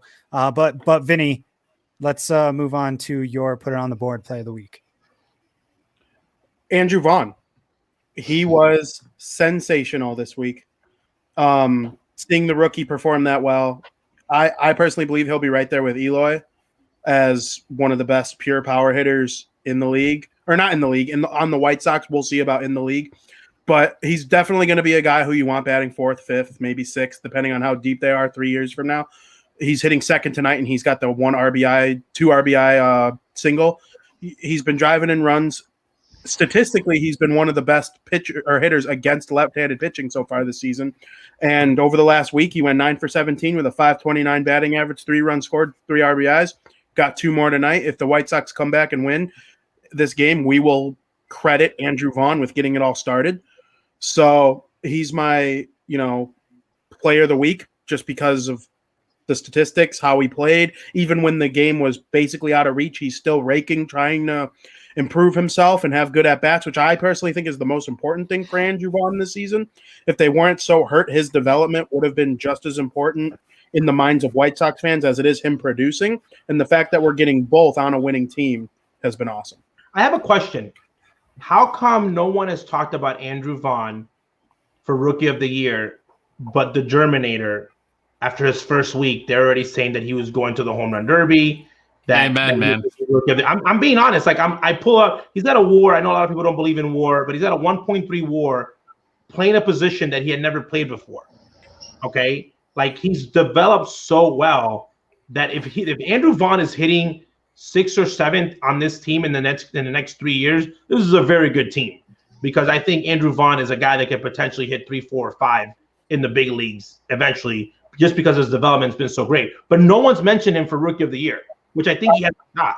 All right, Baby Nader, here's what we're going to do. I'm going to start this train tomorrow. There will be a blog on SouthsideShowdown.com about you got your mean Mercedes on my mind, Baby Nader. Come on. Andrew Vaughn will be Rookie of the Year conversation. It's starting tomorrow. You're going to help me. You're going to retweet. No, I'm gonna push it. You're going to retweet me, and it's going to be the new like them doesn't wear chains. All right. People don't like them. Rookie of the Year. I'm getting a shirt made. No, I really believe it. You know why? Because we're so caught up in media and marketing. And I have a funny story. The first time I met Andrew Vaughn, I was with one of the greatest White Sox players of all time, Harold Baines. Okay. Andrew Vaughn's coming. We're at White Sox Fest, and Andrew had just been drafted the year before, and he's wearing like your typical minor league guy, khaki pants and like a dress casual but like formal, khaki pants and like a nice little polo. And he comes over, and I'm talking. I'm like, oh, that meeting, and then Harold Baines asks him, "What time are we supposed to get on the bus?" And I'm looking at Harold like he doesn't work for the White Sox, and he goes, "Oh, I'm Andrew Vaughn," and he shakes his hand. And Harold Baines said, "Oh, I thought you were an intern." He goes, "You're the first round pick. You're kind of tall." And he's like, everyone says that. He's like, I'm just an okay hitter. And ever since then, he was just so casual and like so good about it. I really love the kid. But his way of hitting, and I call him Walter Rainiac Jr., because I think he looks like Walter Rainiac, White Sox former hitting coach. His hitting, and I know everyone, philosophy is like launch angle. When you look at his swing, it's a very solid swing. And the White Sox minor league staff did a great job with him, and him working with Frank Minichino, with Mochaccino, like Ozzie calls him. They've developed really well, but no one talks about this guy because he's very Robin Ventura-like. He doesn't have a lot of swag. He doesn't wear chains. He's just super calm, but he plays an amazing left field, which is not his position. Great at bats. He's just very Paul Konerko-ish. He's not your typical, like, I'm going to tweet my own horn and put myself on Instagram. So I really think that now in this world of baseball, this whole marketing thing, guys like that kind of get lost in the fan base because, he's like, I'll let numbers talk. But hey, man, votes are for Rookie of the Year. So I really believe that today he is a Sox that has the best chance of winning it. Okay, well, I love when people look at me. I love talking, and I love making people think about me. And I'm going to do that for Andrew Vaughn. Let's do it. Andrew Vaughn, odds to win Rookie of the Year right now is currently sitting anywhere between plus 1,200 and plus 2,000. There goes $100. Go retweet. I feel like the only answer to what Junior is asking right now is the fact that Yermander had such a historic start, and right when he was starting to die is when Vaughn was really starting to pick up. Right when Vaughn hit that homer off Chapman. Right since then, he just really started to pick it up. And also, you had the All-Star break coming right around that time, so you lose focus a little bit. But I really think the rest of the year, Vaughn's just going to keep picking it up. And what makes him more dangerous is the fact that he is picking the mind out of his mentor, Jim Thome, as the ambassador. Oh, and he should. Why not? They have very similar swings and approaches. But here's the thing. When was the last time? Go on White Sox Instagram, and they show a picture of like Andrew Vaughn doing something. Or like sitting in the dugout being like, hey, like he's just not that guy. But he is. Those are the guys that you have to be dangerous, because those are the guys that are like, I'm here to play baseball and I don't care about anything else. I'm here to smash. And those are the guys that gravitate to guys like, they see Jim Thome like, hey, Jimmy, give me some tips. Next thing you know, this guy's hitting 20, 30. Oh my God, we got a 40 home run hitter in our hands. And I really think that his development, there's a level of respect for AAA development, but when you get to develop that quickly in the big leagues, man, that's what he's doing is mind-boggling, because he's making adjustment in big league play on a team that's supposed to win. Not easy at all. So I'm on the end on Andrew for Rookie of the Year. And he's doing it out of position to begin with, out in left field. By the way, he's the best left fielder today. He's better than Eloy. Wow. Yes, definitely defensively. Vaughn, that's what I mean. Like, there's about 3 games that he's made a couple plays that you're like, man, if Andrew's not there, that's either a hit or that guy scores. And he's been able to make that adjustment, which I think was the biggest win for the White Sox, because now I really don't think that they really have to play him at first base. Maybe extend Abreu a little bit longer first base-wise and let him play left. Why not? I see like a young Goldschmidt out of him, but he can set his own level. Yeah. Yeah, he certainly can. There's no doubt about it there. But you guys all took my thunder. I was gonna go. What's that, Vinny? Rookie of the Year, Andrew Vaughn. The movement has been started. Rookie of the year, Andrew Vaughn. The movement's been started. Vinny just tweeted it out. Give it a retweet. Pass it along Sox Twitter. Let's set the world ablaze. Let's do it. Because, yeah, that was my pick for the put on the board player of the week as well. So I'm not going to go through the whole spiel again. We know Andrew Vaughn's really on fire right now. But Vinny is especially happy with the performance this week because in our pick to click last week, Vinny chose Andrew Vaughn. And Vaughn only happened to go on to hit 529 for the week. He went 9 for 17 with 3 runs scored, 3 ribbies. I mean, Vinny's especially happy about it. And then, of course, I took Michael Kopech with a ballsy pick. He had 3 innings pitched, 2 hits, gave up 1 run, 4 Ks, but he walked 4. So Kopech was good, but he wasn't great. Not good enough to win this week. Gonzo went with Jose Abreu, who had 4 ribbies, 2 walks, and 1 run.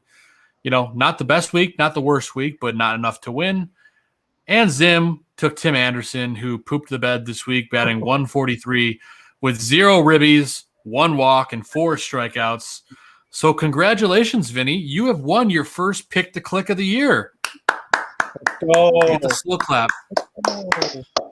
Let's go. So by default. Go ahead. Go for it. No, I was just going to say, go for it. Say a few words. Yeah, I know I joined late, so I was a little behind, but after a while they started to, creep up. There were more losses than wins, and I was finally getting past that I'm new here excuse. I needed to win one. So thank you, Andrew. I love you. Me and Ozzie Jr. and the rest of the South Burb Hitmen guys, all of us combined, we're going to get Andrew Vaughn Rookie of the Year, and we're going to take all the credit for it. Yes. I love where you're going with it. It's good stuff. So by default, you win. So you get to pick. You're first to pick to click for the week coming up. Vinny, who you going with? I got to do it. I don't know if it's going to work out in my favor, but I got to do it. It's not happening tonight. Back to back, aren't you? Oh, luck? No. I don't like that. No, I don't do that. No offense. No, none taken. Eloy Jimenez. I'm gonna do it. I'm gonna take the big baby. I'm gonna take the big baby Nader. We got little baby Nader here on the show with us. I need big baby Nader to go out there. First at bat, there were a couple pitches that he didn't handle like we normally see Eloy Jimenez handle. Major league pitching is clearly an adjustment, even when you're an elite hitter. There were a couple ones out the strike zone that you normally see him lay off. I think he's as polished of a hitter that has ever come through the White Sox organization in the last 20 years. And I don't think it's going to take long for him to get it going. So, Eloy Jimenez, let's go. Let's make it 2 in a row. All right, 2 in a row, going with Eloy. All right, and we'll let our guest go next. We'll keep track of your points even when you come on the show. No, for Junior. sure. But you know what? Who are you going to go with? I'm going to go with Andrew Vaughn. I think he stays hot. Because I think Eloy he has less pressure, meaning he's going to be hitting second and he's going to be able to see better pitches. They're going to be able to pitch to him, and obviously he's going to be protected by Tim and by Big Baby. Obviously now we call him Big Baby Nader. I'm Little Baby Nader. I really think that's how it's going to be, and it's eventually going to transform of, we can't pitch to Vaughn, let's pitch to Big Baby Nader, and Big Baby Nader he'll get to 10 home runs within the next 2 months very easily, because even with mistakes, he's got that much power. So, but I'm going Andrew Vaughn. Last year, right? Yeah, he'll be up there. 60 games. He's got 63 this year. So yeah, correct. So he'll be up there. He'll definitely hit double digits for sure. Just his power is just out there. But I think that Andrew Vaughn, because of that and him being there, he's going to be able to see better pitches. That's why I think that Tony put him in hitting second. And I really think that Andrew this week he will exceed, and he'll repeat back-to-back pick the clicks. I like it. Junior going big time there. Yeah. He's rooting for you more than himself. I like it. But all right, I'll go ahead and toss a bone here to Zim, because Zim's got to catch up some more in the standings as well. So Zim, who are you taking for your pick to click this week? I am going to have to go with Yasmani. Wait, Luis Robert. No, Nick Madrid. All right, man. Why? Michael. Kopech is still alive. Yeah, but he's been in and out a whole bunch. I just don't trust. He doesn't look like himself all of a sudden. He's getting back. He's mentally he's still recovering, I think, a little bit. No, if I have to pick somebody, the guy who probably benefits the most from Eloy Jimenez's return, and that's got to be Jose Abreu. All right, I like it. I like the reasoning there. Jimenez, I knew who you were going to pick because I couldn't agree more with that take. You saw it last year. It led to MVP Abreu. Yes, that's just exactly it. We talked about it in the preseason when he got hurt, that, the guy who is going to be impacted the most by this, the team would be fine, but Abreu would suffer, at least to begin with, because he had that comfort of knowing that Eloy was right behind him to mop him up. So I think that he's going to slide back into that level of comfortability that he hasn't had so far this year, that he's had to kind of make do without. And he's going to start, if Eloy isn't making trips around the bases by himself, Abreu is going to help him do it. So I like the mindset there. I like it. And of course, our buddy Gonzo is in the lead, so he gets to go last. So I'm going to go next. I'm going to leave you with the scraps, buddy. But I'm going to go with someone. You're not going to choose men anyway, so you're probably right. It's probably a good thing. But anyway, I'm going to go with a guy who had a bad week this week, but he gets to go up against the Royals and the Indians for 7 games straight. And I'm talking about Tim Anderson. So I'm going to go with Timmy here. I think he's going to turn it around. I feel like there's no way he could be this bad for the 3rd week in a row. Hopefully I didn't just jinx it by saying it out loud. But I'm going to go with Tim Anderson this week. I look for him to bounce back big time. And now, Gonzo, I guess we could hear what you have to say. Are you going to pick like Trevor Story or something crazy like that? I'm not going to pick a hitter, actually. Oh, you're going to go the pitching route. Okay. I'm going to go the pitching route. I'm going ballsy, not Hendricks. This is a guy that is falling apart a little bit, and I think the guy I'm about to pick is going to seize the moment and maybe take his spot in October. The guy that I believe has the most potential in this rotation, and that is Dylan Cease. He's got 2 starts this week, and I think he's going to pick it up and really prove himself. And maybe we see him as a 3-starter, 4-starter, maybe 4th in the postseason. 4th behind who? So I'd throw Lance Lynn as my 1, Rodon 2. Say it. With how Gio's going, Cease might be my 3. You said it, and this is his week to prove it. I want you to say it out loud. The reason that right now Keiko just got destroyed, people are like, the Kansas City's up. Yeah, Keiko's on the mound. You got to be struggling. I only hesitate a little bit just because of what I saw Giolito do in the first start in the second half versus Houston. If Gio can be the Gio that we're used to, he'll be 3. But if he struggles, and if Cease, like I'm saying, if he picks it up, I really believe in him. And I think he's going to take over and be the guy we can, if we're not going to extend Giolito, I'd be fine with saving that money for Dylan Cease.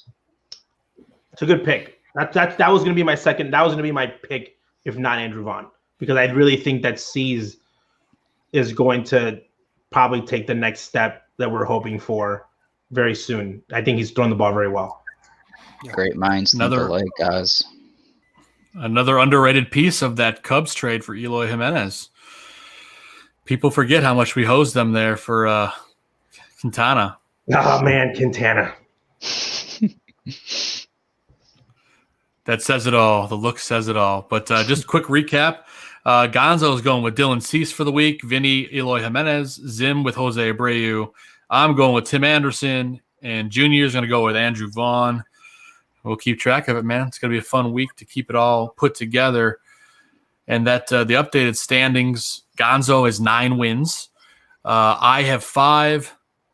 Zim has 4. And Vinny has 1. He's on the board, so Vinny's making the comeback. But to be fair, Vinny didn't join until, I don't know, how many episodes in, Vinny? 7? I think 6? Junior's last show was my 2nd. So, okay, so I'd say if I win this week, I'll trade Vinny. If you win, I'm out. See you. I want you to win. Andrew Vaughn, Rookie of the Year. Yeah, by the way, that's tweeting it every day. I'm surprised it's that high, plus 2,500. Who else is in the running? Wander Franco doesn't have a chance. He's too late. I'm literally going to get off when we get off the show. I'm going to start doing the homework because it's again. Jared Walsh, I believe, would be a solid candidate. Yeah, for sure. But again, I think that I think his shots are better than those odds. Jared Walsh robbed Chris Bryant of being the hero in the All-Star game. That was so awesome. He's a guy, though, I got in fantasy, and he's cooling off right now, but I hope he can be consistent here. Would you trade Chris Bryant for Crochet and a setup? No. Wow. Just because of the Cubs? No, I just certainly not because it's the Cubs. I would take Chris Bryant. I don't think he's worth top prospects like that or top young players. Right. Well, he's also a rental player. That has a lot to do with it too. I honestly, there are other guys that I think are of equal bat. What makes Bryant valuable to me is his ability to play multiple positions. I agree. We'll get there pretty soon here. We're almost there. We are. We are just about there, but I'm moving myself around, dancing back and forth.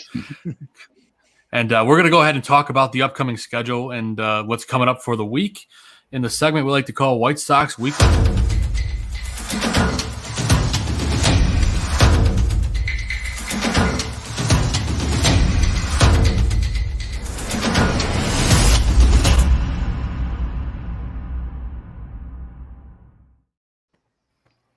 Yeah, so big week coming up for our boys, guys. And let's go ahead and take a quick look at what's coming up. Gonzo, if you want to speak to the upcoming matchups, you certainly can.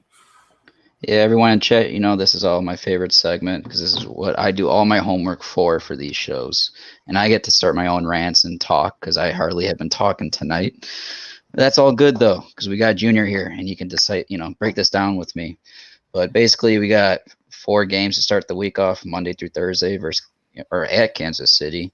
And then we have 3 games in the back half of the week, Friday through Sunday versus Cleveland. And we're going to raffle those tickets off, Joe. Seats we're going to raffle off at the end of the show for the Cleveland series. But as you all have seen tonight, Keuchel and Miner's a guy that we've already lost twice to this year. And I really thought the Sox were going to win in a close one for the 3rd opportunity, but doesn't look like that at the moment. And my pick to click, I picked Cease because of Keuchel's fall lately. But yeah, game 2 is going to be Cease and Keller, which for me, this is my game of the series. Game 2 here with their best arm in Keller, and then versus our promising potential in Cease. And then game 3 is going to be Giolito and Bubic. And then game 4 is going to be Rodon and Hernandez likely. So I really like the Sox odds in this series. If we lose tonight, I really expect us to win the next 3 here. And then going into their best hitter, I should give the batter here, is the guy that beat out Grandal in the All-Star voting, Salvador Perez. He's batting .279, 23 home runs, 62 ribbies. He's really turned it up this year. And Kansas City, I'm sure, loves it because of the money they paid him and just the overall guy that he is. It's great to see him succeed for them, but not when you're in the same division as them. But going into the Cleveland series, we have Lynn and Mija. And then we have Keuchel and McKenzie. And then to close off the series, we have Cease and Quantrill, which Quantrill is the piece that they got from San Diego in the Clevenger deal. We've seen him once this year, and he had a good outing versus us, so hopefully we can get some revenge on him. But I really hope that the Sox can take at least 2 out of 3. I'm not sure if hopefully Keuchel bounces back from this start, but if he doesn't, I'm expecting 2 out of 3 from Cleveland, and hopefully we can extend that division lead from 9 games to hopefully 12 by the end of the weekend, at the very least, hopefully. And then their best hitter is obviously Jose Ramirez, batting .252, 20 home runs, 57 ribbies. Guy's a monster at third base. Don't let him beat you, please, Tony. I know you pitched him earlier in the season. He beat you a couple times. do the right thing and walk him. We can worry about the rest of that lineup. Don't let him beat you, though. I know Ozzie. I know Junior's deck. He says it on NBC all the time. Pick a guy out of that lineup. Don't let him beat you. And Jose is a guy that you don't want to beat you. I agree. No, he's one of those guys you cannot let beat you. There's no doubt about it. But how can this team win more games by acquiring some talent at the deadline? We've finally gotten to that segment of the show. We are going to talk about what this team needs to do to win, and we're going to talk about potential trade scenarios and teams and players that are still available. So with that said, we are going to go into our guaranteed take of the week.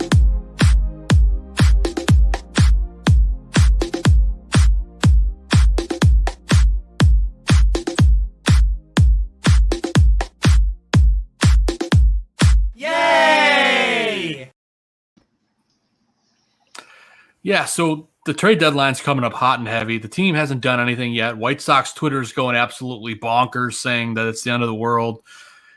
This is where we're going to talk about it, what we can do. The news coming out today is the Sox have been known to be in contact with the Cubs, Marlins, and Rockies regarding trade partners.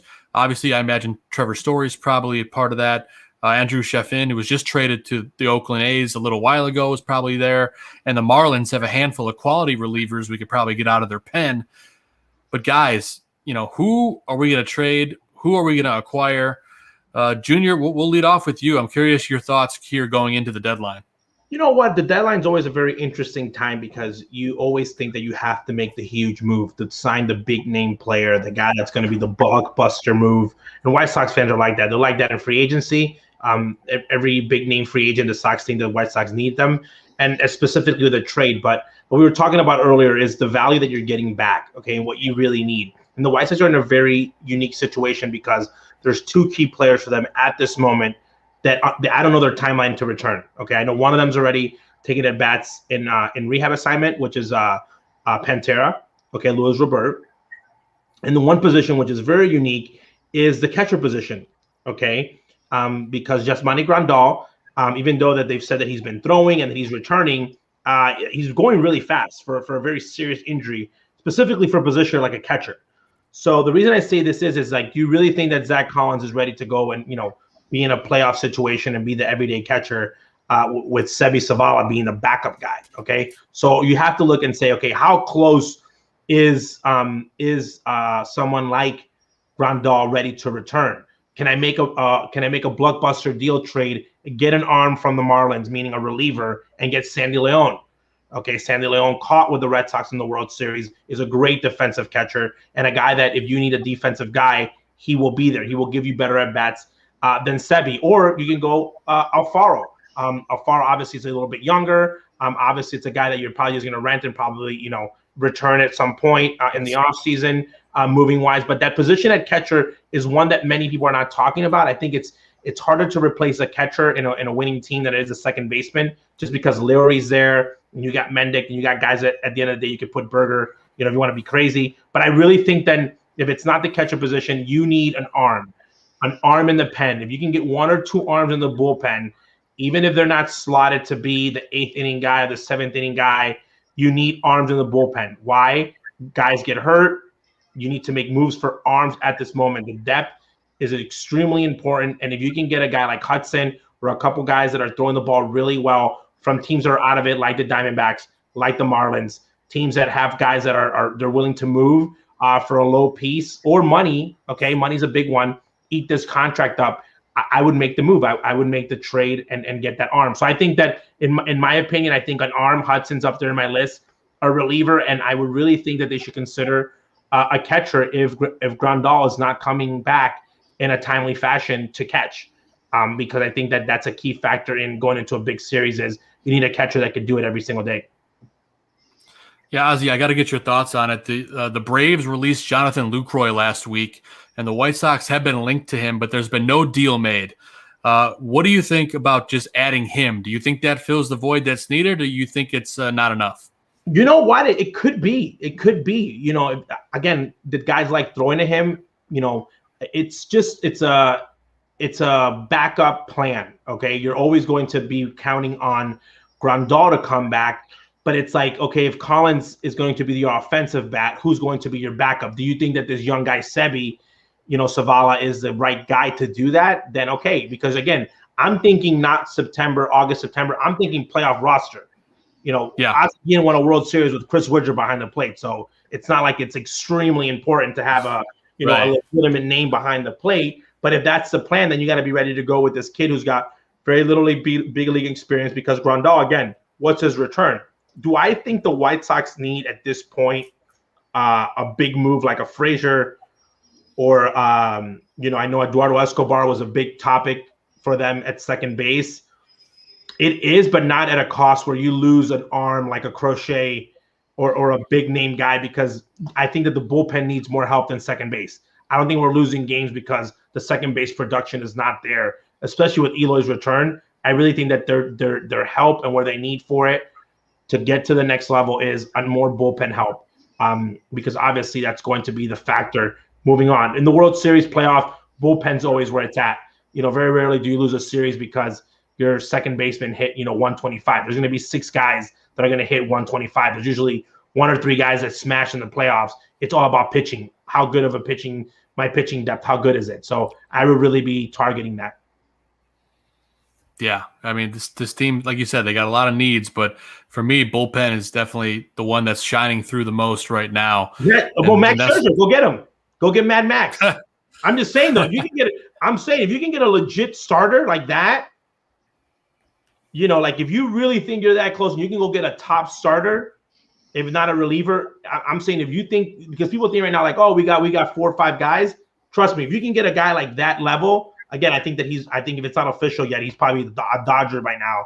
But again, unless it's a big name pitcher, you go get the arm. And my favorite guy to come, it'll never happen. I think Kimbrough is the best guy on the market other than Hudson for reliever. I don't think he comes to the White Sox.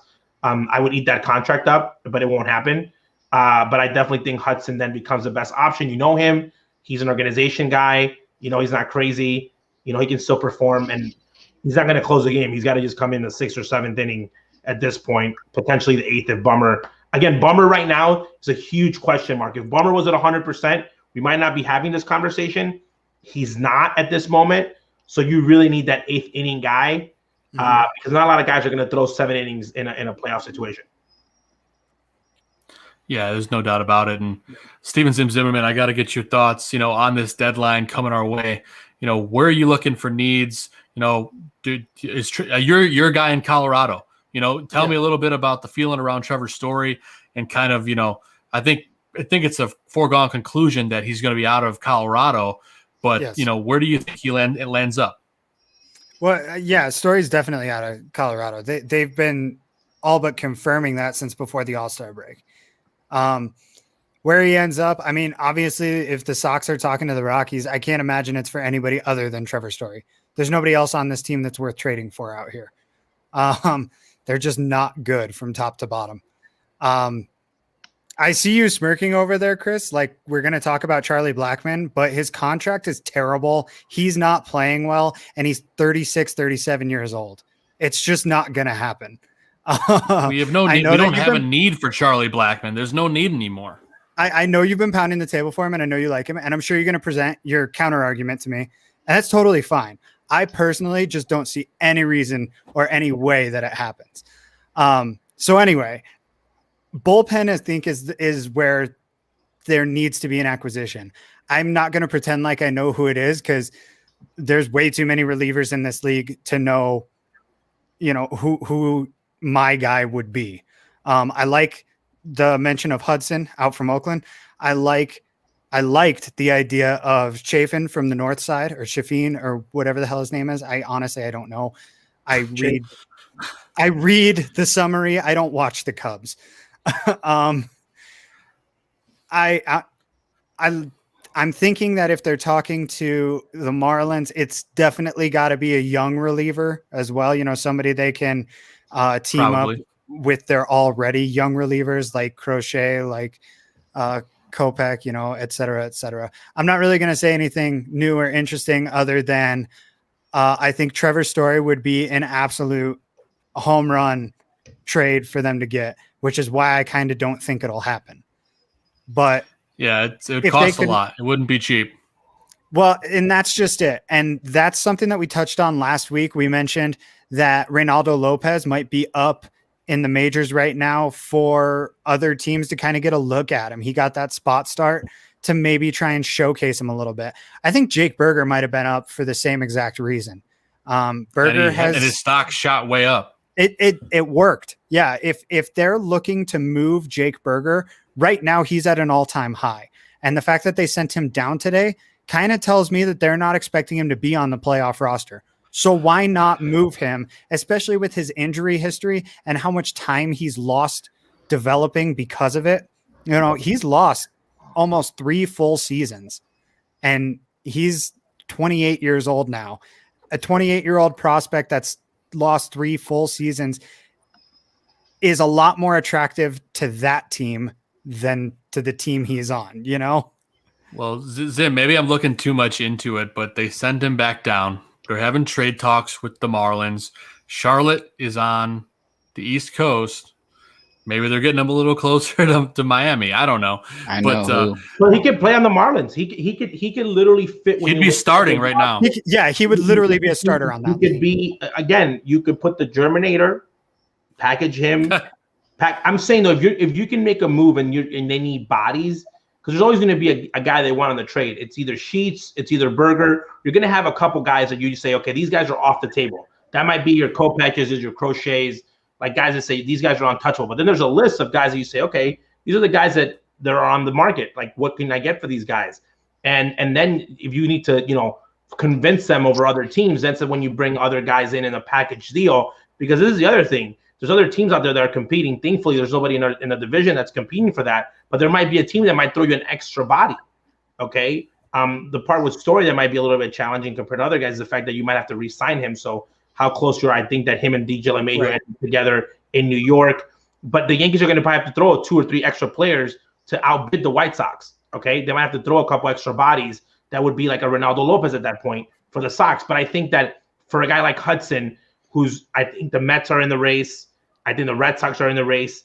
You say, okay, I will send you a couple extra bodies in the level of Reynaldo Lopez, in a Berger, in a Germinator, and make it happen and say, hey, I'm going to get you somebody that can really, at least be added to your roster so I can really get this piece. Because again, you want to get somebody to help you unless you could sign a guy like Lee Croy and he's going to fix the problem. But that arm, that bullpen arm is definitely key because we don't really have anybody coming off the DL or somebody that's coming from the minors that could really, fill that void. So I definitely think that having that extra guy, the White Sox have those options. Again, we're not going to play 2 people at every position in the next 3 years. Right. Yeah, there's a lot of guys to touch on, and there's so many options. And Rick Hahn's got his hands full right now. There's no doubt about it. Gonzo, I'll let you take it away because I feel like you're going to say something beyond your years. So tell me, what is it? So if I'm Rick Hahn, first and foremost, we overvalue the trade deadline as fans. Go look at the deals that were just made recently, especially what, Padres just did for Kimbrel. Look at the prospects. Money-wise, Zim asked me money-wise for Blackman. I'm not worried about it. The Padres got Kimbrel? Did I miss that? Yeah, did that deal go down? No, Vinny's muted, but he's saying no. Not yet. That was fake. Was it fake? Yeah. They did get Adam Frazier, though. That's real. They did. That was the deal. Sorry, Frazier. And Chafin's on his way to the A's. That's real, too. Not Kimbrel. Frazier, my bad. Yeah, Frazier's prospect. What was it? The 10th prospect in their organization was the headliner? Yeah. I believe so, yeah. Yeah. So we're going to overvalue prospects. Everyone on Sox Twitter. It's not going to cost us Kopech and Crochet. But yeah, go to the money part of it. With how close Jerry is in the situation with his Hall of Fame manager and Tony, I'm not really worried about him throwing money around because I think he will do it if Tony says we need it. And I know Zim, I'm gonna offer you a better name than Blackman, even though I would still love Blackman as a veteran left-hand hitter and his glove. I'll take him every day because I would prioritize right field above all, just because in the playoffs, I don't think Sheets and Engel is going to be all we need in that situation. As much as I really think that Engel and Sheets are going to give us a lot of production going into the rest of the second half here, and the postseason is a different game. And I've been harping on this since the offseason. I thought Adam Eaton, there were so many other people I'd rather acquire than Adam Eaton for my championship team in this shortened window. But I'll get to right field in a second here. I would go get Escobar to fill in for Rental at second base with Robert and Eloy coming back with the rental at second base. I feel pretty confident. And Hudson or Soria, Arizona Soria or Hudson, those would be one of those two. Acquire them. Well, Soria would definitely be cheap. He's not having a good year. Yeah, but just look at it. The analytics on Soria. That's why the A's went after him, and he had a successful year last year. He's a numbers guy, and that's all I really need. Really, is a numbers guy in this situation. I prefer Hudson with his experience, though, but Soria would be my number 2. Now, this is what I was getting to. I have a Miami player that's better than Blackman on my phone right now. And Marte? What? I said Marte. That's where I'm getting to. He turned down his deal. He also turned down his deal. So he wants out. Yeah. Yep. He does want out. He's the guy that I'm headlining right now. And I like where Junior was going with add that Leon to that deal. I'd probably, to get that done, probably Steve or Kelly. Maybe one really low prospect to add to that, if not 2 more.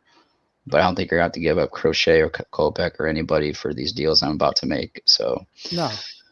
And that is how Gonzo would do it if he was Rick Hahn. You would get Starling Marte, Escobar, and Hudson. Those would be the 3 guys I'm adding. And we're going all the way, and we're going to have a parade on Michigan Avenue. I like it, man. You get balls to the wall, Gonzo. That's why I like it. And as you say that, we get a ground rule double out of Yohan Moncada, tying run on base in the top of the 9th in Kansas City. I have a little bit of a delay behind you guys, probably, but that's where we're at. He just scored. Oh, look at that!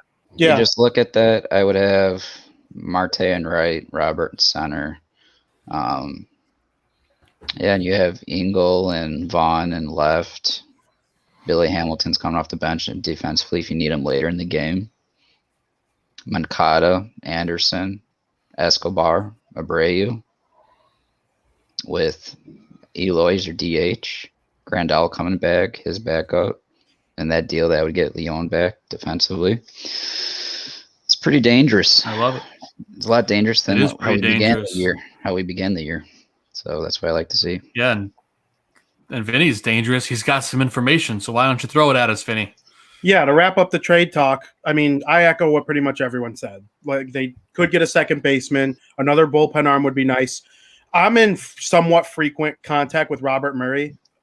He's one of the bigger insiders on Twitter, these days. He does a great job working for us at Fansided. So shout out to him. But I'm in a thread with him, and he gives all sorts of great information on stuff he's hearing from people within the organizations and scouts and all sorts of stuff. So he did confirm to me that the White Sox, and I asked him this directly, do you think the White Sox are going to make a trade for a catcher? And he's yes.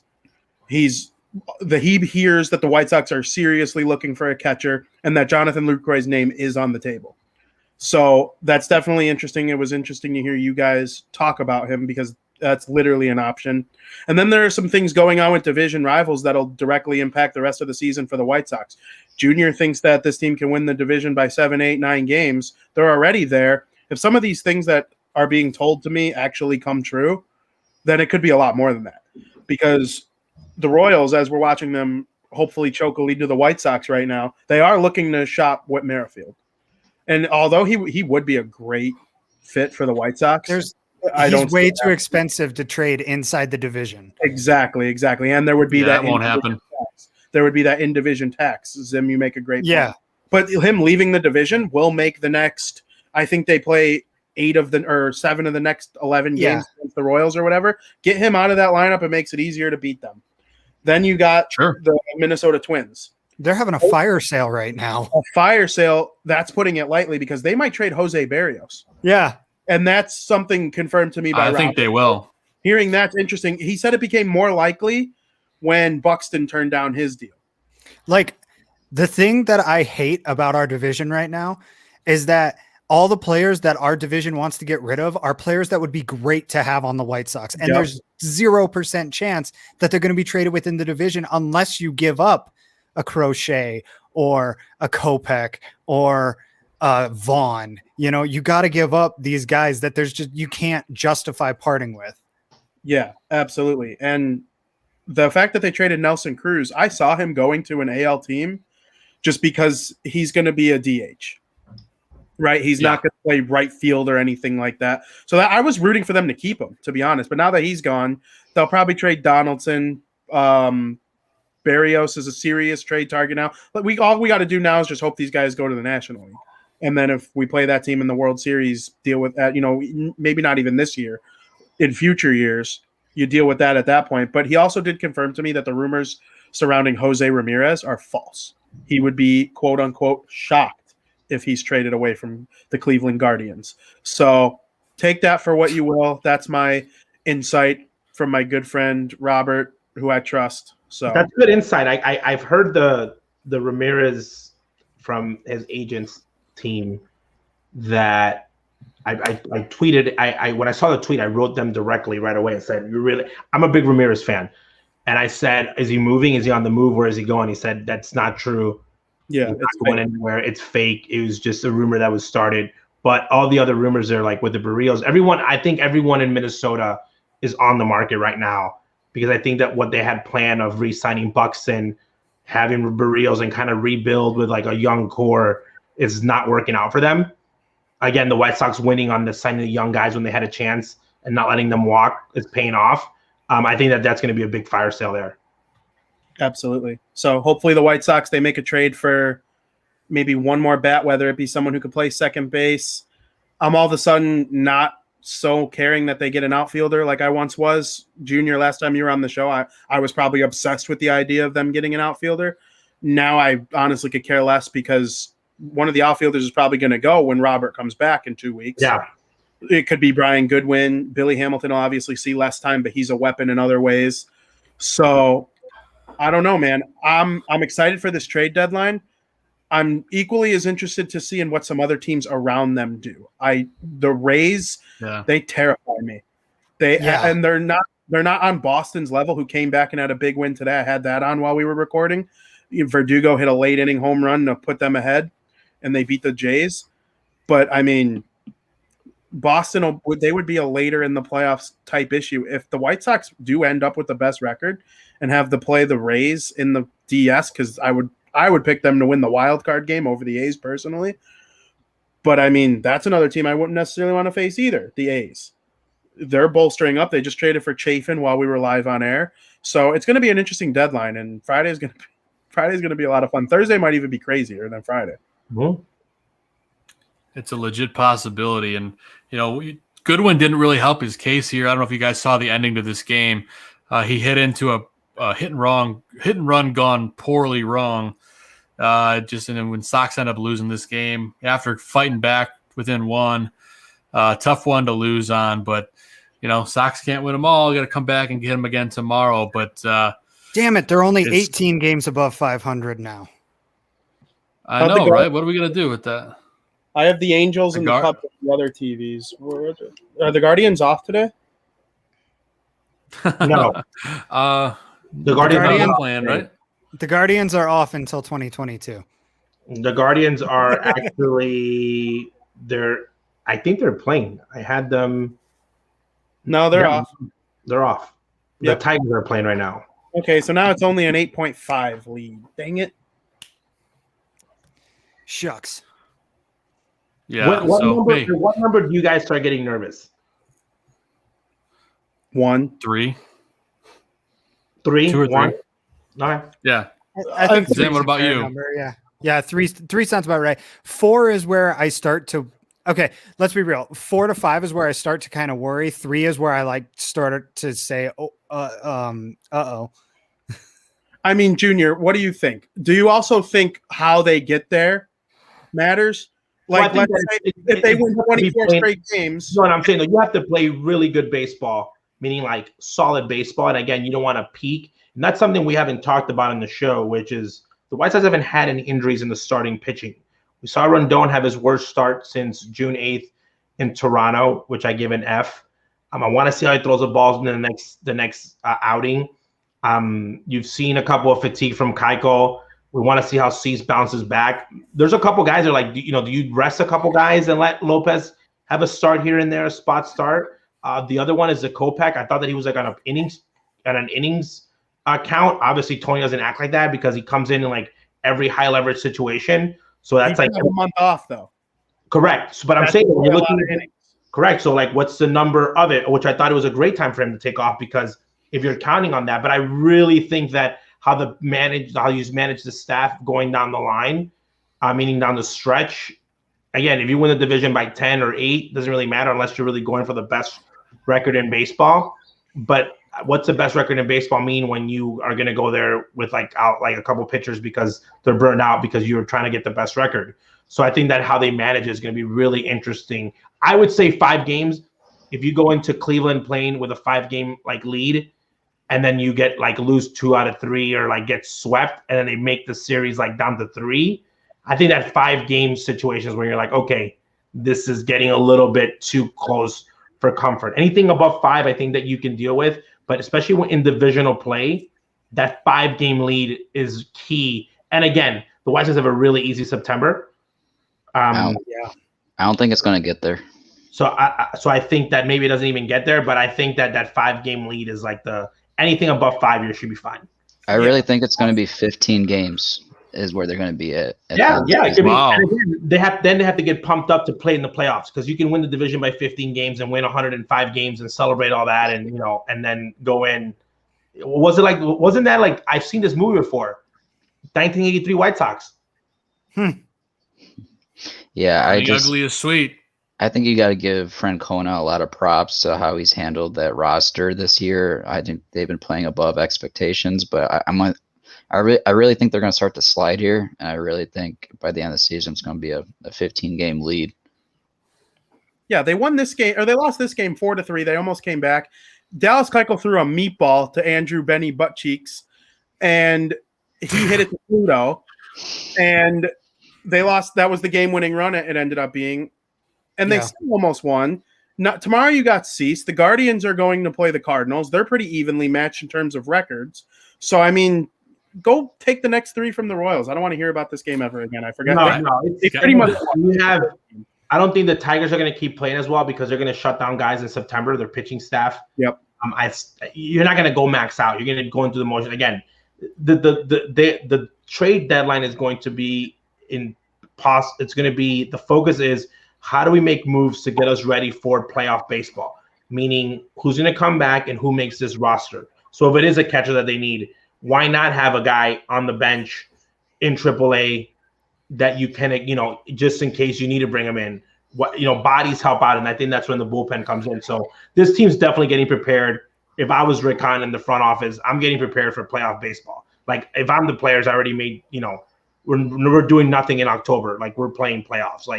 Not going to your wedding, no vacation. Everything's after December, after November 20th, in my opinion. That's the mindset that they should have. That's it. Yeah, we're playoff baseball or bust. Twins, you already made, you're in the Bahamas October 2nd. Yeah. It's already planned. You got a deal. At this point, no doubt. At this point, you're just you're as a Sox fan and prepping for Soxtober, you're just looking for Eloy and Robert to start getting hot. For me, that's about it. They will. That and your starting rotation to remain strong and to get these guys like Cease to step up, even Keuchel. I don't know if you even need him to get hot. You just kind of need him to come back and get up to speed more than anything. They've been out for long enough that I I think I get what you're saying. I just think that hot's the wrong way to describe it. Like they need to get loose. They need to get up to regular season speed again. You want them to get good at bats and remain confident. Yeah. Let that confidence take over with the vibes of this team. I mean, look, Robert, we didn't see the power out of him, but he was a 300 hitter when he got injured. Yeah. Yeah. Well, we didn't see the power out of anybody on this team at that point in the year. We still haven't seen a whole lot of power out of this team because that's just not the approach they've taken this year. Well, since what was that? Was that the Twins? What was the series again before this past weekend with the Brewers? So they played Minnesota, didn't they? Minnesota. It was Minnesota, right? Okay. We saw Yo-Yo and Timmy start to get that power back. So you know what was the best hitting home run team? They even had a nickname for them, the Bomba Squad. You know how many home runs the Bomba Squad hit in the first round of the playoffs? Zero.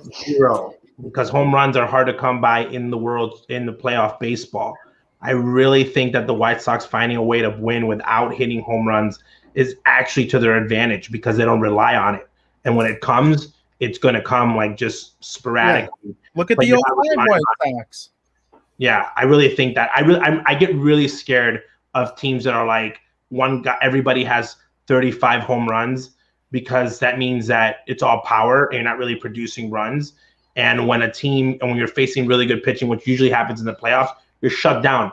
When you look at the home run winning teams that lead the league in home runs, they don't tend to do very well. But White Sox fans love home run hitting teams. That's like the thing. That's their thing. Like if you're not hitting home runs, you're not winning the right way. And that's what hurts about losing Madrigal from where he was at. He was just hitting that stride, and he was already hitting 300. Like, that's a guy you're going to miss either at the top of your order or batting ninth, where he was jumping back and forth with. I mean, the guy is just ridiculous getting on base and then getting with our power hitters. That's a perfect opportunity to drive runs in. He is. And guys, I got to show you this picture from as soon as the game ended in Kansas City. There's this picture of Jose Abreu in the dugout, and I took a screenshot of it because he just looks completely exhausted. I mean, he needs to rest, by the way. By the way, he needs to rest. Yes, he looks like it. He does.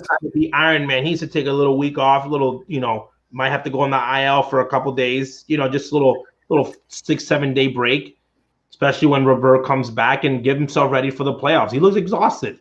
He's not 28. It's funny because the only guy that takes days off is probably one of the youngest guys on the team. It's Tim Anderson. Yeah. He's a smart player. He's like, I'll take days off here. Abreu is like thinks that he's doing the team it's a good service of him being on the field every day, and it's not because he's not, it's not 21. Yeah. You don't need him to get burned out. I don't think he knows what rest is, really. He doesn't, but I think that he needs to literally have it because he's playing the field. It's a grind. Like he's literally there every single day, and that's what you don't want. You don't want it happens, and that's what's going to be interesting about the run. That's what Tony has to manage. You don't want guys to go into the playoffs burned out, like tired, and you want guys fresh and ready to go. Right. I mean, you got Sheets and Vaughn ready to take first. Yeah, use them right now. Yeah, use them right now. Nagging injuries are no good, and that's why I think that Kopech shutdown was great. I think that those, a couple guys going down for a couple of days, it gives them rest. I think it'll be more beneficial for them in the long run than it is for the short run. Again, White Sox fans want to break the winning record for most wins in a season. I don't even know what it is, but and that's maybe we'll do it this year. This could be the year, but. Ozzie, we do want to thank you so much for all of your time tonight, man. It's always a pleasure having you on the show. And before we let you go, why don't you talk a little bit about, being Guillen? I know you guys have some great shows out there, and you're always talking about it on. Go for last it. Year, Being Guillen went viral. Ozzie Senior went a little bit off on the Germinator. That's great. It's just it's not a White Sox show, but let's be honest. 45% of the stuff that we talk about, the White Sox come up because it is a local team. But it's just myself, my brother, and Ozzie just talking baseball like we were tonight, talking shop, breaking down what would you do. And it's an extension pretty much. You see, Ozzie on NBC only has so much time to say things in the studio. Here in my house, he's like very relaxed. It's like he can literally go in and talk about more stories. So it's like we'll talk baseball, but it's very story driven. Last week's episode, we broke down an article about it was about Manny Ramirez like stealing stuff from like teammates' lockers. And it was like, I don't think Manny would steal something from a locker, but we do definitely know that he's very cheap. And he is that cheap friend that you have. So we went on like 25 minutes on just like Manny's stories of like him being cheap, especially when he was with the White Sox, which are hilarious. Sure. He was in like $300K for like 15 games that he was here. But it was really good. So it's a story. It's on La Vida Baseball. It's on YouTube. You can watch it. We usually tape it on Fridays. But it's just us talking baseball. And again, keeping it 100% honest. If you need somebody to hold your hand while you're watching a movie, it's not for you. It's not PG. It's like very in your face. If people kind of get to see kind of the upbringing that I had in my house when I came home with bad grades or was not doing very good. Ozzie is not one to. I sent a tweet out today about the what I learned about this week was if my father was nicer to me and more encouraging, I might have been the next Vladimir Guerrero Jr. or Tatis Jr. But he wasn't, so maybe that's why I didn't make it. But no, thank you so much. It was a pleasure. It was always awesome talking White Sox baseball with you guys. Always a pleasure. And again, my goal after this show is Andrew Vaughn is our pick. If he wins it, you guys said it here first. No one can claim That's it. Andrew Vaughn, Rookie of the Year. You'll be hearing from me later this week. I think that, you know what, it's things that you have to look forward to because I already know that they're going to be in the playoffs. So that's like discarded. Like there's no fun in like arguing like wins and losses. Like I'll go on Twitter today and there's going to be 1,000 things about why Tony La Russa shouldn't have hit and run, about Goodwin sent him down. You know, Eloy Jimenez got brought up too quick. He went 0 for 4. I need something else to motivate me. And I think this Andrew Vaughn for Rookie of the Year might be just a thing. Because I got Cease. Again, I love Cease. I want Cease to be the number 3 so bad. I actually want him to be the number 1, but I want him to do so well. I needed a bat. Now I got Andrew. Very good. There it is. But Ozzie Guillen Jr., thank you so much again. Of course, everyone can follow you on Twitter at Guillen Jr. and check you out at La Vida Baseball and the Being Guillen podcast. There's so many places we can catch you. We appreciate you, and we'll have you back later in the season. It's always a pleasure talking ball with you, man. Thank you, guys. Enjoy it. All right, you as well, man. Take care. Have a good one. Thank you, Ozzie. All right, boys. Ozzie Guillen Jr., the absolute man, giving us so much of his time and just all-around great baseball conversation. Gotta love Ozzie Guillen Jr., a man of his word and a man of the people. So huge shout-out to him. But, gentlemen, we got to do a quick ticket giveaway before we get out of here. We had lots of people enter the contest.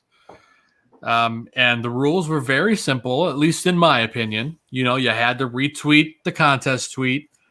You had to follow all, the 4 of us on the screen and the Barroom Network. And you had to tag a friend. That was it. We got a handful of entries. So I'm just going to go through real quick randomly and pick somebody out, guys. We'll let Vinny go ahead and do the good old-fashioned drum roll. And I'm just going to pick somebody out here. All right, my hands got tired. Oh, man. It was like you're playing with a pencil there. That's okay. So anyway, I got a winner. I went through randomly and I picked someone that followed the rules. It was very important. I do want to say to everyone here, we had so many people enter that did not follow the rules. You have to follow everyone that I had in the post. There was like 12 to 15 people that forgot to follow like one person on the list. So, I got to be a stickler for the rules. So unfortunately, you're not going to win. But here we go. Our winner for the White Sox tickets for this upcoming Sunday, the day game against the Cleveland quote-unquote Guardians, is on Twitter at E_2_the_Z Efrain. I'm going to go ahead and put it up here on the screen. Congratulations to you. Efrain? All right, Yeah. Well, I just totally butchered that. Well, I apologize. Efrain, you are the lucky winner of the White Sox tickets, and you said you were going to take your dad. So, congratulations. Our winner is up on the bottom of the screen. E to the Z. Efren, you are the winner of 2 White Sox tickets to Sunday afternoon's game. Thank you so much for following us and taking part in the contest. We will be doing another ticket giveaway here in a couple weeks. It might be that game against the Oakland A's on Thursday. It's a day game, so if you can make the day game work, you are in the running for those. So we'll be talking about them here coming up in the near future. But of course, before we get out of here, I got to give a huge thanks to our guests, or the White Sox 15th round draft pick. Huge thank you to Cam for giving us so much of his time. And he sounds like a kid that's more than excited to get into it and be in the league. So I tell you what, we are so excited for him, and we're going to follow his career so closely. His aunt was actually here too. Looking to see if I can find the comment. She came in right after he left the show. Of course, I'm not going to be able to find it because I got to do so much scrolling right now. But Cam's aunt, we thank you for joining us. Jessica Howard. He found it. Jessica Howard. His aunt is happy to be in the house, and we were happy to have you. So thanks for tuning in. And then, of course, Ozzie Guillen Jr., thank you for all your time and just being an awesome guest. We greatly appreciate you. Next week, we got a heck of a guest too, guys. James Fagan from The Athletic will be joining us on the show.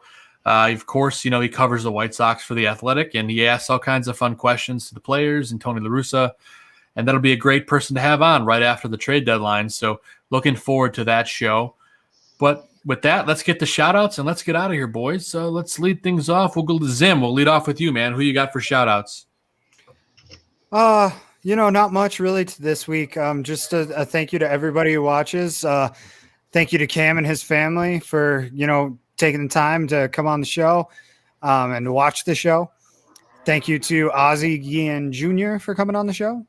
How about a thank you to Aldo and Dan for letting me come crash their podcast last week with my spicy takes about Nirvana and the Foo Fighters and how they're really not that good. So,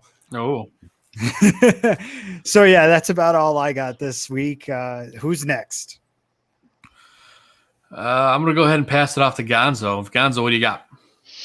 Yeah, first and foremost, going to shout out my parents and also my girlfriend, Soraya.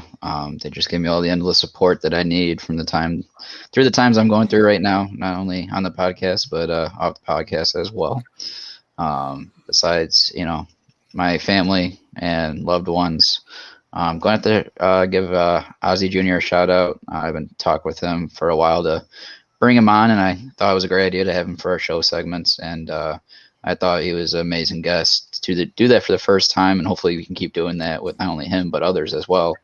But he was absolutely spectacular. Definitely a must listen to re-listen to this show again after we end it here. But also, I'm going to also shout out Cam. Like I said earlier, I loved that take with the old school, Slim Shady. Gotta love that. I just hope, fifth round draft pick, not only does he make it, but he seizes the moment and takes off with it. And hopefully we do see him as a contributing piece in this organization. Might be optimistic, but I really believe in kids that are humble like him to come on and join us. It's an amazing thing, and I'm happy to have him. And we're looking forward to having our next prospect coming up on the show. And I'll go ahead and give a little sneak preview here. We're trying to finalize a final date, but it looks like we have secured another White Sox prospect to join us on the show. The White Sox 13th round draft pick, catcher Colby Smelly is going to be joining us on the show. Looks like August 9th, but we will confirm as we get closer. So we're looking forward to hearing from him as well. That's going to be great. But Vinny, let's get to your shout outs and see what you got. Yeah, so my shout outs are always pretty different. I try to come up with someone new every week, but I'll start with my brother Joey. We've been doing a lot of work on Bar Down Blackhawk Talk and Crosstown Crosstalk. We got a pretty big guest coming up over the next couple weeks. I want to say on the 4th. I'll just give a little hint that if you like hockey and rock music, like hard rock music, you're going to enjoy 2 shows from now. And then I'm really looking forward to a Wednesday show because I love it when Joey has to spend his hard-earned money on me. because he was wrong and I was right, and that happened with the Seattle Kraken draft. So I'm going to be wearing my brand new hat on the show that he had to buy me. And so my shout outs basically go to our 2 shows. I love doing them. My 3 shows on the Barroom Network. I love all of you that I get to participate in this with, and Aldo for bringing me on. I think I thanked him more times than I've ever thanked any human being in my whole life. So shout out to all you guys. Honestly, I love talking sports. Sometimes I can talk a little too much. I think that's probably why I'm here. And I don't know. I just love every minute of it. In the summer, it's so much fun going to the ball game. In the winter, when we're freezing our booties off and watching some hockey, talking about the winter meetings in baseball, it's just what I love to do. And every minute I get to do it, I consider myself thankful. So thank you guys. It's a beautiful thing, man. Thank you, Vinny. We love having you, bud. And I'll keep my shout out short and sweet. I'm going to shout out my wife, Catherine, and my dog, Maverick. Of course, my parents. And then last but not least, every single one of you guys that are tuned into the show. You know, we have amazing guests. We have, amazing fun talking to 4 of us every week, but we couldn't do anything that we do without you guys. So massive shout out to everyone that was in the chat room. I mean, there's so many names: Santiago, Ron Ruppnow, Travis. I feel like I'm going to forget somebody's name. Of course, Aldo was hanging out. We had the Tooch with us tonight. John Mares, who's been a new listener. Gabe, Bears. What is it? Bearstown. I forget what his tag. Like Bearstown 19, I think, is his tag. Yeah, Bearstown 19 show. So we appreciate all you guys, everyone that was hanging out with us. It's an absolute pleasure to do this for you guys every week. The White Sox, they're giving us a lot to talk about this year. We're beyond thankful for that as well. But I tell you what, we got a long week to go. We got to pick up some W's, get some more wins, and let's be closer to mid 60s next week. Hopefully, by the time we talk again. So it's been awesome talking ball with all you guys. Thanks again to Ozzie Jr. and Cam Butler. It was a dynamite show. We had a lot of fun doing it. Let's go White Sox, get some more wins. And we'll see you guys back here next week with guest James Fagan. Have a great week, guys. See you then.